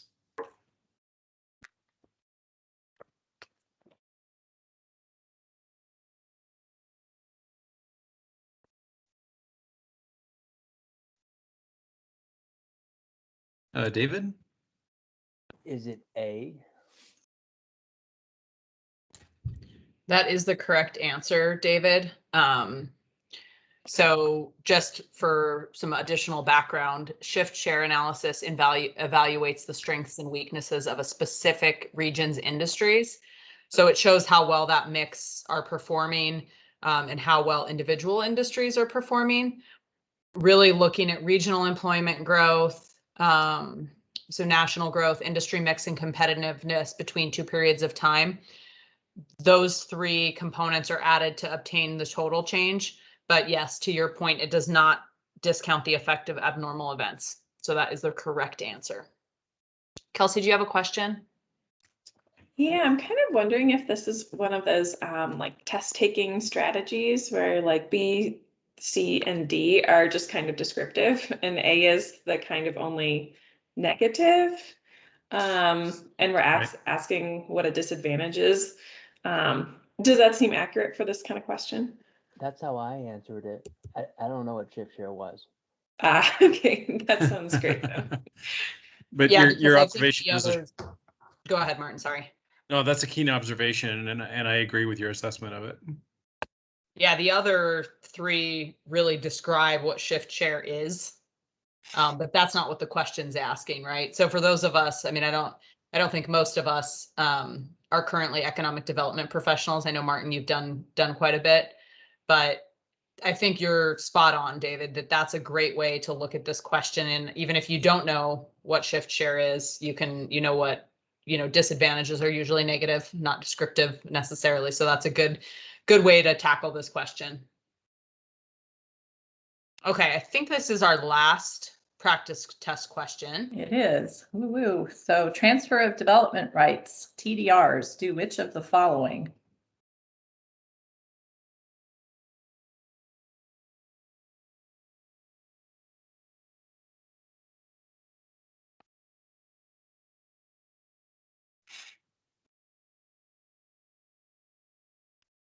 Kira. I would say D, all of the above. And that is correct. This is a good example of another land use growth management type of question. Yep. Good job, everyone. So if you took the practice test, you can sort of grade yourself. I will send out the practice test key. So I sent you a Word doc that had no answers. I'll send a Word doc that has the answers in it, and you can use this. We're going to shift, and Morgan's going to go through tips and resources, including some additional resources for practice tests. So if you felt like this was effective for you, we're about to do give you a little bit more info on where you can continue doing this.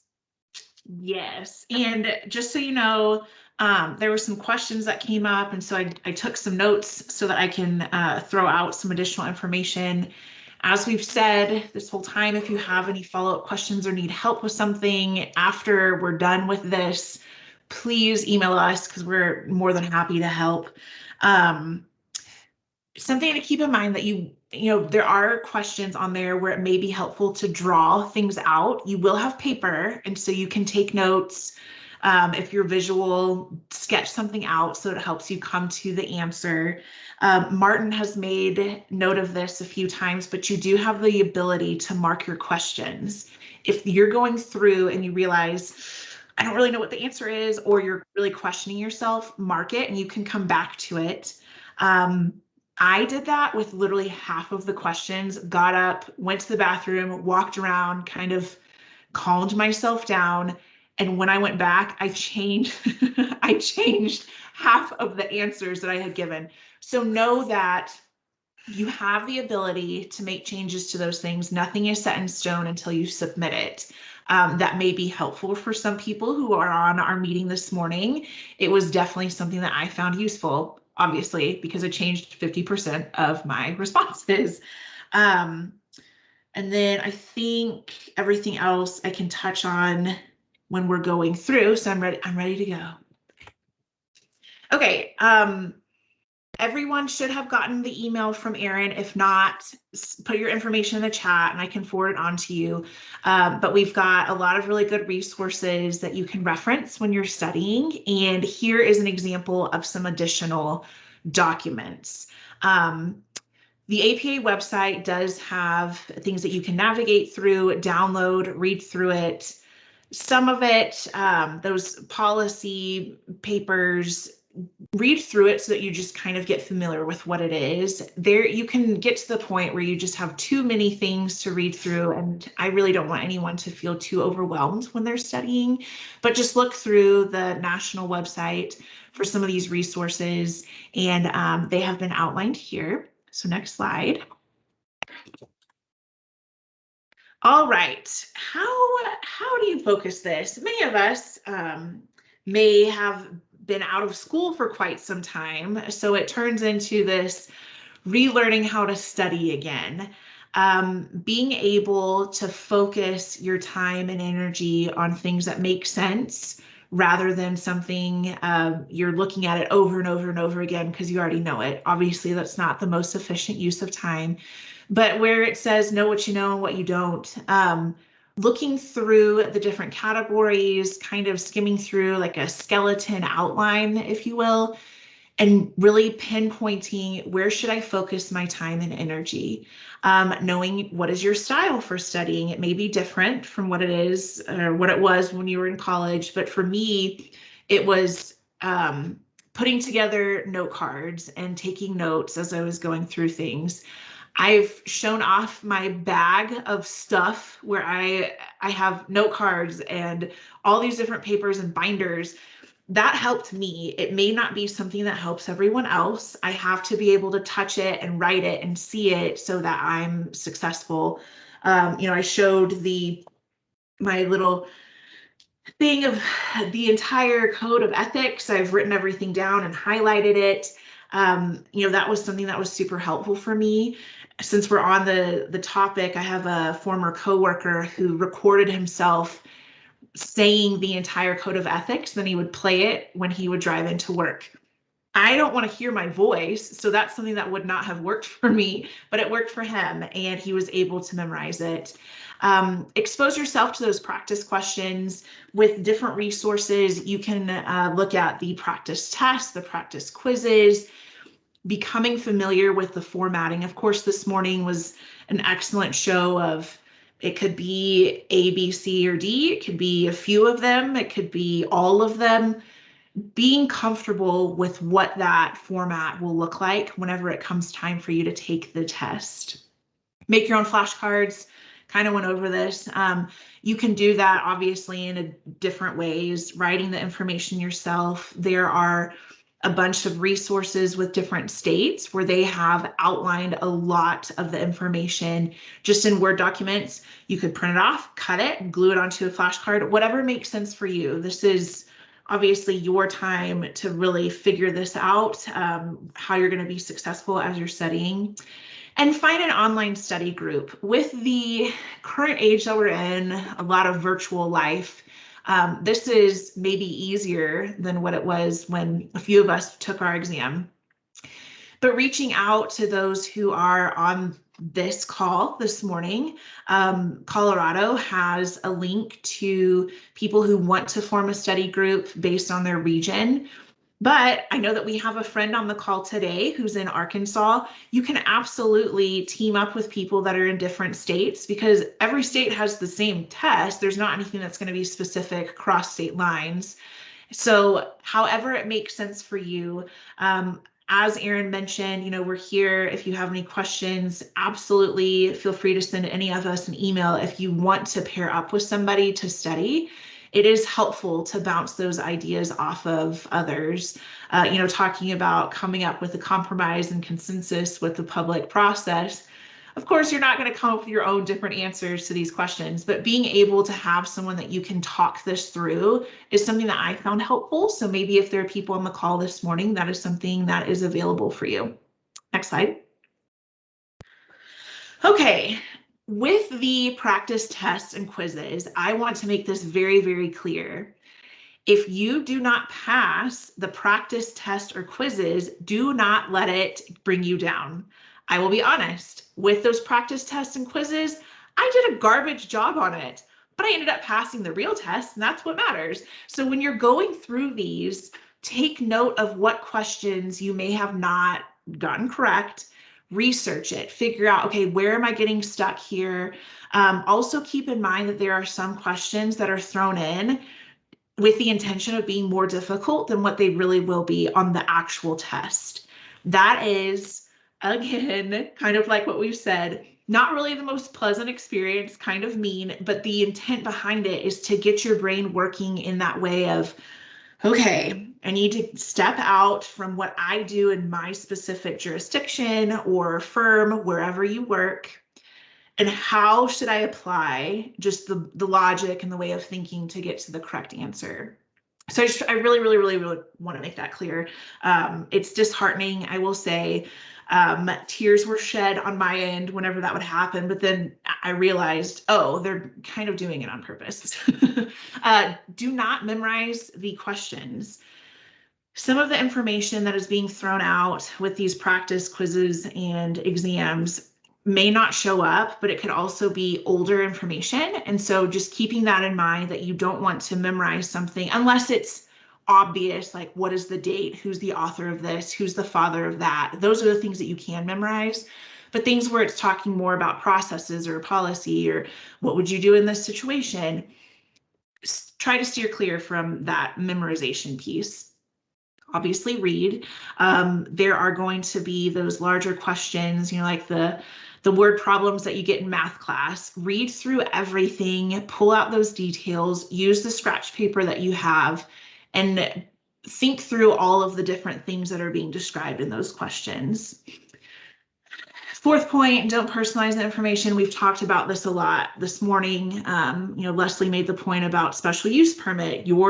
Wherever you work may reference it as something a little different, but as long as you're comfortable with the general definition or what those types of things are used for, you should be good. So I don't want you to feel like you're not confident if you understand what those things are.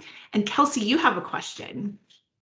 I do, and I'm not sure if maybe this is better for the end, but I was just thinking with practice tests, if those of you on the call who have completed the test and passed or not, if the practice tests, kind of like the one we did today or others out there, felt representative of what you experienced on the real test, or if there were types of questions that were on the test but you didn't see in practice, just kind of how representative the practice was.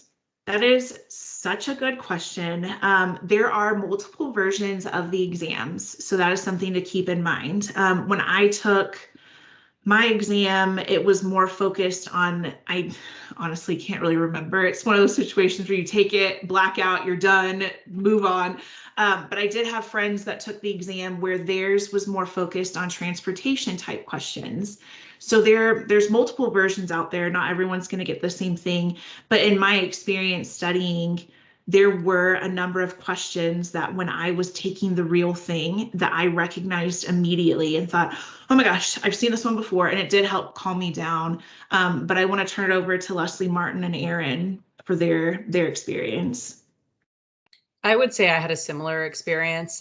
What I found most helpful with the practice exams was helping me get comfortable with the way the questions were going to be asked. I think some people are really good at multiple choice tests. I'm one of those people. Like, multiple choice tests have always been easy for me. I have a strategy for doing them. This test is a little bit different. We saw that today with how the questions are answered, A, B, and C, but not E, but, kind of the interesting and weird ways, frankly, that the questions are answered. So for me, seeing how that was answered and trying to determine like what I needed to do in terms of really studying those questions, reading them, looking at, how I would answer those multiple choice questions, that was most helpful for me. I think, to Morgan's point, there were a couple where you're like, I've seen this, I know this, like an easier type question, and that kind of helps give you a little bit of confidence. But I think taking as many and as varied of practice exams as you can from different sources just helps you get more comfortable, and helps you kind of potentially relieve some of that test anxiety that you might have going in. Yeah, and I agree with the comments that have been made, and would like to add also that one strategy that I used was to, as I was reading something in a study guide or a PAS report or whatever, I would think of how this topic could be asked as a question on the exam. And then I would write that out, and whether it materialized or not didn't really matter. It helped me think about it in an organized way, and so I would just offer that for your consideration as well. Yeah, and you'll see a lot of times the questions might have been inverted, where, for instance, you saw a lot of those legal questions where they would ask about a case and they would give you, 4 examples, and so they might use the same 4 examples but give you a slightly different question. And so just having the familiarity with those cases enough to know where they apply, I think will help too. Kira, do you have something? No, it must be a phantom hand. Okay. Okay. No worries. It's all good. And something that I realize may not be able to see this, but going through my flashcards, and this was on a question, the NAACP versus township, that case, when I wrote the flashcard, highlighting things and making note on the back of, this could be something, we're focusing on low income housing. What amendment from the Constitution, what amendment is this focused on? So just those like key points, which is kind of piggybacking on something that Martin just said, when you're reading through it, what kind of question could they potentially ask me? And as Aaron said, going through all these practice exams so that you are familiar with how they could potentially ask you this information, being able to sort through the key bullet points rather than getting lost in the details is something that I found super helpful. Because I'll be honest with y'all, I have serious test anxiety, and so this was something that really freaked me out. I don't want any of you to feel that way, and that's why I have a giant IKEA bag filled with testing documents, but just those tips so that you're not getting kind of stuck in the same situation. Carrie, did you have something? I see that you're unmuted. Oh, okay. Oh, go ahead.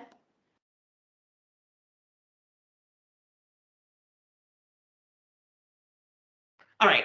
Some other things that based on the questions that have come up, checking out the census website, they do have some key things that they highlight with the 2010 census. So just kind of looking through there, being familiar, what are the most populated areas? Where have we seen a lot of changes? Mentioned the Supreme Court cases and ethics, the different books. So for me, there were things that were helpful, others that were not. Martin showed what that book looks like, and I included the link to Amazon in the chat. There are a lot of questions that I get about I don't know the right word for it, but should I get the green book? And I had it, but I never opened it. So I don't know if that's anything different with Leslie, Aaron, and Martin, but it was just something that I had, and then it it made it look like I was, like the top planner, but I didn't use it for studying. Did you all? I think just looking like you're smart is the main thing. Having it on your shelf. Yeah. No, I did read it. And I think it added a lot of background information because my master's degree is in public administration, not in planning. So it helped me, I think, have a bit of a better foundation in planning that I could use to study for the test. But that was just for me. And there may be others in this room that are, in a similar situation. It may be useful to you. But I can't say that it contained a lot of information that is directly found on the exam. I think there are better sources for that to use to study. But if you need some more, a broader background in planning, it's a good book. It's a bit dated, but it's a good book. And it looks Agreed. great and on. There's so many more internet resources now for taking the test. I mean, when I took it, it was practically before the internet, so had to rely on old-fashioned materials. So, but there's some, just so many examples out there, sample tests, and you can look things up and read things and do research. Or if you just want to look smart, get the book. Yep. Yeah, we had an office copy when I took the test, and so I referred to it. I don't think that I would necessarily say read cover to cover. I tried to just read as many diverse resources as possible, look at planning magazines, just things that as planners we do. But to Leslie's point, I think there is a lot more online resource available today, certainly than when I took the test. But again, kind of to your earlier point, Morgan, like know your style and know what works best for you. If reading things really helps you learn material and frankly gives you confidence, then maybe it might be something you want to do. Otherwise, if there's areas that you need questions on, I just see the question about PAS reports. Yeah. Again, I think knowing your style, and if there's areas where you're just like, I really could use some more, really use some more content on transportation planning, maybe seek out those PAS reports that deal with some of those latest and greatest things. I mean, obviously, it's probably not practical to read every single PAS report 3 times. Maybe pick a few that you feel like you're not as strong in and focus on those. And they can give you a good sense of trends in planning too. And there are the occasional questions that will come up on the exam around kind of new theories or new ideas in planning. And so scanning the headlines and the covers and then delving into those subjects where you're less familiar so that you can learn something about the topic, I think that would be a really handy use of those reports. And the planning magazine too. Yeah. Yes. And I'm glad, Erin, that you brought up planning magazine because I didn't even think about it. Read through, like Leslie said, with the things that are trending and just become familiar with it. If there's maybe 1 or 2 questions, because there's also questions that they'll put in the exam that are like, they're not going to count towards your final, but it's just testing it out to see, okay, how are these received? But that could be where they come from. So reading through the magazine, I printed off all of the PAS reports and it really, really overwhelmed me. But I still remember some of the titles and the concepts that were discussed, which is really what you're looking for. Things about trucking and transportation are the ones that I was just like, oh my gosh, thinking that they're going to ask specific questions. Most likely not, but being familiar with what they're talking about is the goal with those. Yeah, there are also these PAS briefs, I think they're called. Yes. The short ones. Yes. And those are a lot more digestible because they're, they don't take long to read, but give you an introduction to many topics that, and if you just focus on the things that you're not all that familiar with, could be really helpful. Yes. And I know for a fact that there were questions on the exam that I took that came straight out of planning magazines. Mm-hmm. So definitely get familiar with not ancient ones and not the last, maybe few months, but maybe like between 6 months ago and 3 years ago, that window of time is what I would aim for. Thank you for bringing up the condensed version because I found out about them way too late after I used however many reams of paper printing them off. So thank you, Martin, for saying that. Yep. All right, next slide.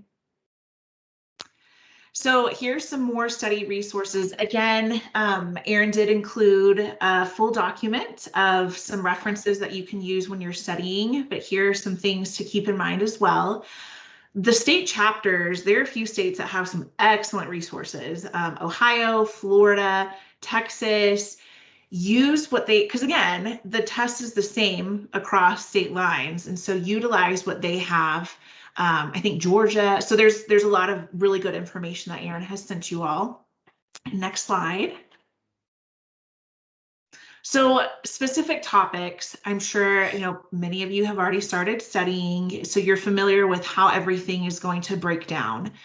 Looking at this list, you could read through and think, okay, what are those things I could largely just memorize? A lot of history, ethics, and law. Those are the ones that you could just create some flashcards for and read through it for, again, memorization. Sustainability, social justice, and strategic planning. Those are going to be more of those situational type questions and, you know, understanding, again, the history of where everything started, but how it's implemented whenever you're working in a planning setting. Next slide. More resources. So be aware that there are study guides or just groups that, not really a group, but just a practice that you can pay for. I did use Planetizen and found it to be helpful. APA also has something that you can sign up for. Again, they're not free. Look into them if that's something that you think would be helpful, but it is an investment. And by that, I mean, you know, $300-ish for them. Planning Prep has free exams that you can download and go through. Whenever, I'm hoping that they've updated things. Whenever I took the exam, there was a lot of stuff that was really outdated, but it helped me understand how they were going to ask questions and just building that foundation with studying. Another thing that I used is Quizlet. There are, it's for any exam that you could take. So you want to not download anything that's specific to nursing, obviously, because we're planning, but they have organized everything to where, oh, I'm studying for AICP. It's basically, it's an app that you can download and it's flashcards. So just kind of flipping through them. I ended up doing it somewhat mindlessly when I was riding in the car or whatever I was doing when I wasn't at work. And it was helpful, but something to keep in mind is anybody can put that information up. So there is the question of accuracy for some of it, but I did find it helpful just to keep my brain working when I should have been resting and not panicking about studying. Okay, next slide. YouTube has a bunch of resources. There is information where people are giving presentations, so you're able to see the PowerPoints.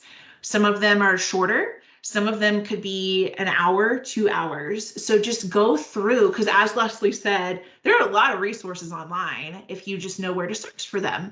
And I did watch some YouTube videos on the things that I wasn't very strong with. So this goes back to knowing where your strengths and weaknesses fall, what information is something that you just intuitively know and you're good to go. What pieces do you need to focus a little more on? That is what I used the YouTube videos for. So discussions about, you know, public meetings or policy, which, as you'll recall, at the very beginning of this meeting, I said that's what I focus on. But the questions were just worded in a way that I could not get with it. And YouTube videos very much helped me in preparing for the exam. Next slide. So here, the next 3 slides are quotes from people with what helped them when they were working through. Again, kind of talked about this, but finding a study buddy, you're able to help them in the places that maybe they're kind of struggling and vice versa. It's also really nice to be able to talk to somebody so that you're not just trapped in a room reading through everything. I'm realizing I'm making this whole study thing sound kind of gloom and doomish. It's not, but it's really nice to have someone that you can kind of coordinate with and go. What I would recommend, if you're able to, study with someone who does not work within your jurisdiction or your firm or wherever you are. Of course, study with your coworkers, please. But if you're able to meet with someone that's outside, it'll help you maybe understand how things are referenced in other places. So if a question comes up where there is, special use permit, and that's not something that you're familiar with, having that conversation and just more of a global understanding of how things could be referenced is really helpful. Next slide. And reading through this so I can actually talk about it. Yes, something that I found, and the quote from whoever said this is very true in my opinion. We get really used to doing what we do where we work, and studying for this and having a study buddy that's maybe outside, what I just mentioned, gives you, again, more of like a global perspective and is really helpful with kind of like an additional piece of education, just the study component of it, to learn more about planning. Many of you may have degrees in planning. I don't. My bachelor's is in landscape architecture and master's is in land development. So when I was studying for this, even though I'd been a planner for many years, it really helped expand my knowledge on the subject. And so looking at it from that perspective, hopefully it won't be as daunting as you're going through all the information, that you're really improving upon your skills and making yourself a better planner with this. And next slide. I like this one. Memorization does suck. It gets really monotonous and boring, but if you're able to find those silly ways to remember something that is just not sticking, there's, Spanish vocabulary words from elementary school. I still remember those silly little songs that I made up so I could remember it. So if you're able to do the same thing here, you will not forget it. And hopefully it shows up on your test. And if it doesn't, you'll remember it probably for the rest of your life. But just finding a way for the association, and keeping in mind that you're studying for this now. You're not going to have to study for the rest of your life, but getting some sort of process in place now so that whenever you walk into that test room, hopefully you'll feel confident and not super stressed out. And once you start taking the exam, you'll think, I've totally got this. Next slide. I think that was it. Yeah, so that is it. Again, here, if you've got any questions, need some additional resources or advice, please reach out to any of us. Here's our contact information. And with that, I'm going to turn it over to my three counterparts and see if there's anything else that I may have forgotten. I think that's great, Morgan. And, as you mentioned, obviously all of us have our own style. All of us learn differently. All of us remember things differently.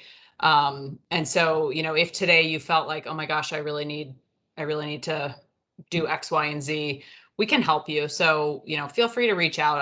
I do have people reach out frequently, like, I'm really getting stuck on these FAR questions. I need someone to walk through this with me. And that's totally fine. Or if you feel like I haven't thought about environmental planning in a long time, reach out to us and we can hook you up with someone who might be more of an expert. So here's all of our emails.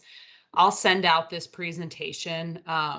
You should have all gotten the resource sheet, but what I'll do is follow up with another email.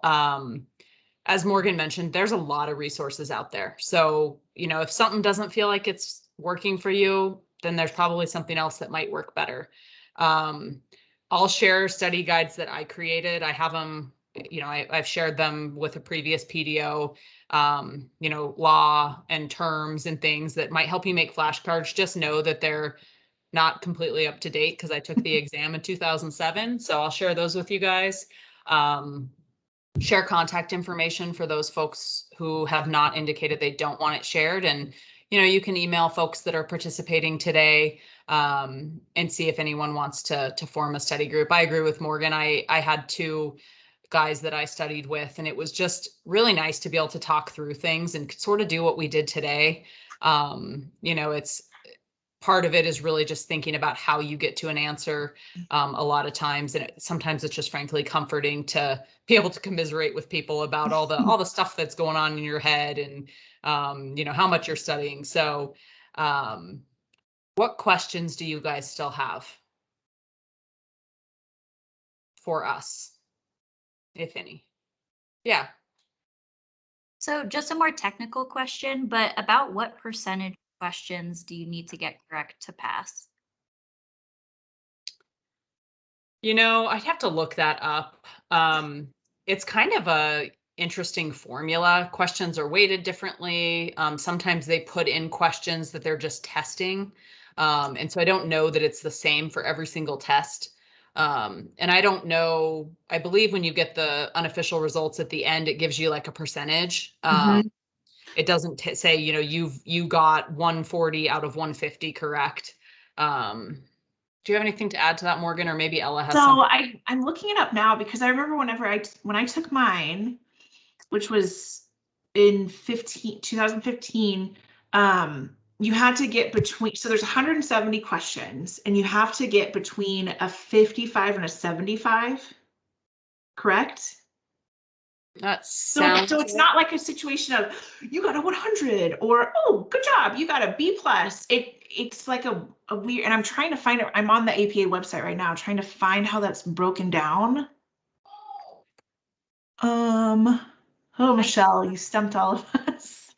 I had this question like 2 days ago, so I was looking it up and I saw this was just on a forum, but they said about 75%.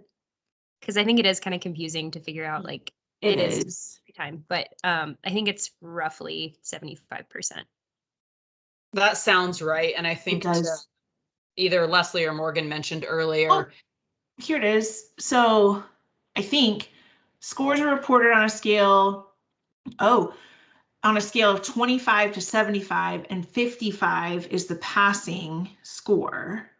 So you have to get 55 or higher, but it doesn't say the percentage. Doesn't translate to number of questions though, right? No. Because again, questions can be weighted differently. Mhm. The other thing that sometimes will happen is if they've got a new question, they'll evaluate, you know, if they find out like everyone's getting it wrong, they might evaluate that and pull it. So it's kind of complex. I wouldn't honestly focus too much on that. So just, you know, obviously do your best. Get as many of the questions right as you can. And again, that's why it's so important if you can to get those gimme questions, you know, who's the father of zoning? What case was this? Those ones that are completely concrete, you know what the answer is going to be, just get those memorized. So that way those questions will get into your correct category. Yes. And I'm putting in links to those policy documents that we were talking about. So the memos and quick notes, I wouldn't advise you to go the route that I went. Stick with what Martin said so that you're not super overwhelmed with all of that information. We've mentioned a number of times that there are some, you know, I guess rehearsal questions that they're testing out for future tests. And I think it's 20 of the total that they do for that, but you don't get to know which ones those are. Nope. Right? They're mixed in with the others. So you may be able to guess, you know, if it's particularly, you know, something that you've never heard of, or it has something to do with something that's very, very new. It might be one, but you never know for sure. The other thing that has come up in the past is, you know, how much math do you need to know? And I think you're not going to need to do super complex equations, but there are some things, you know, we saw floor area ratio.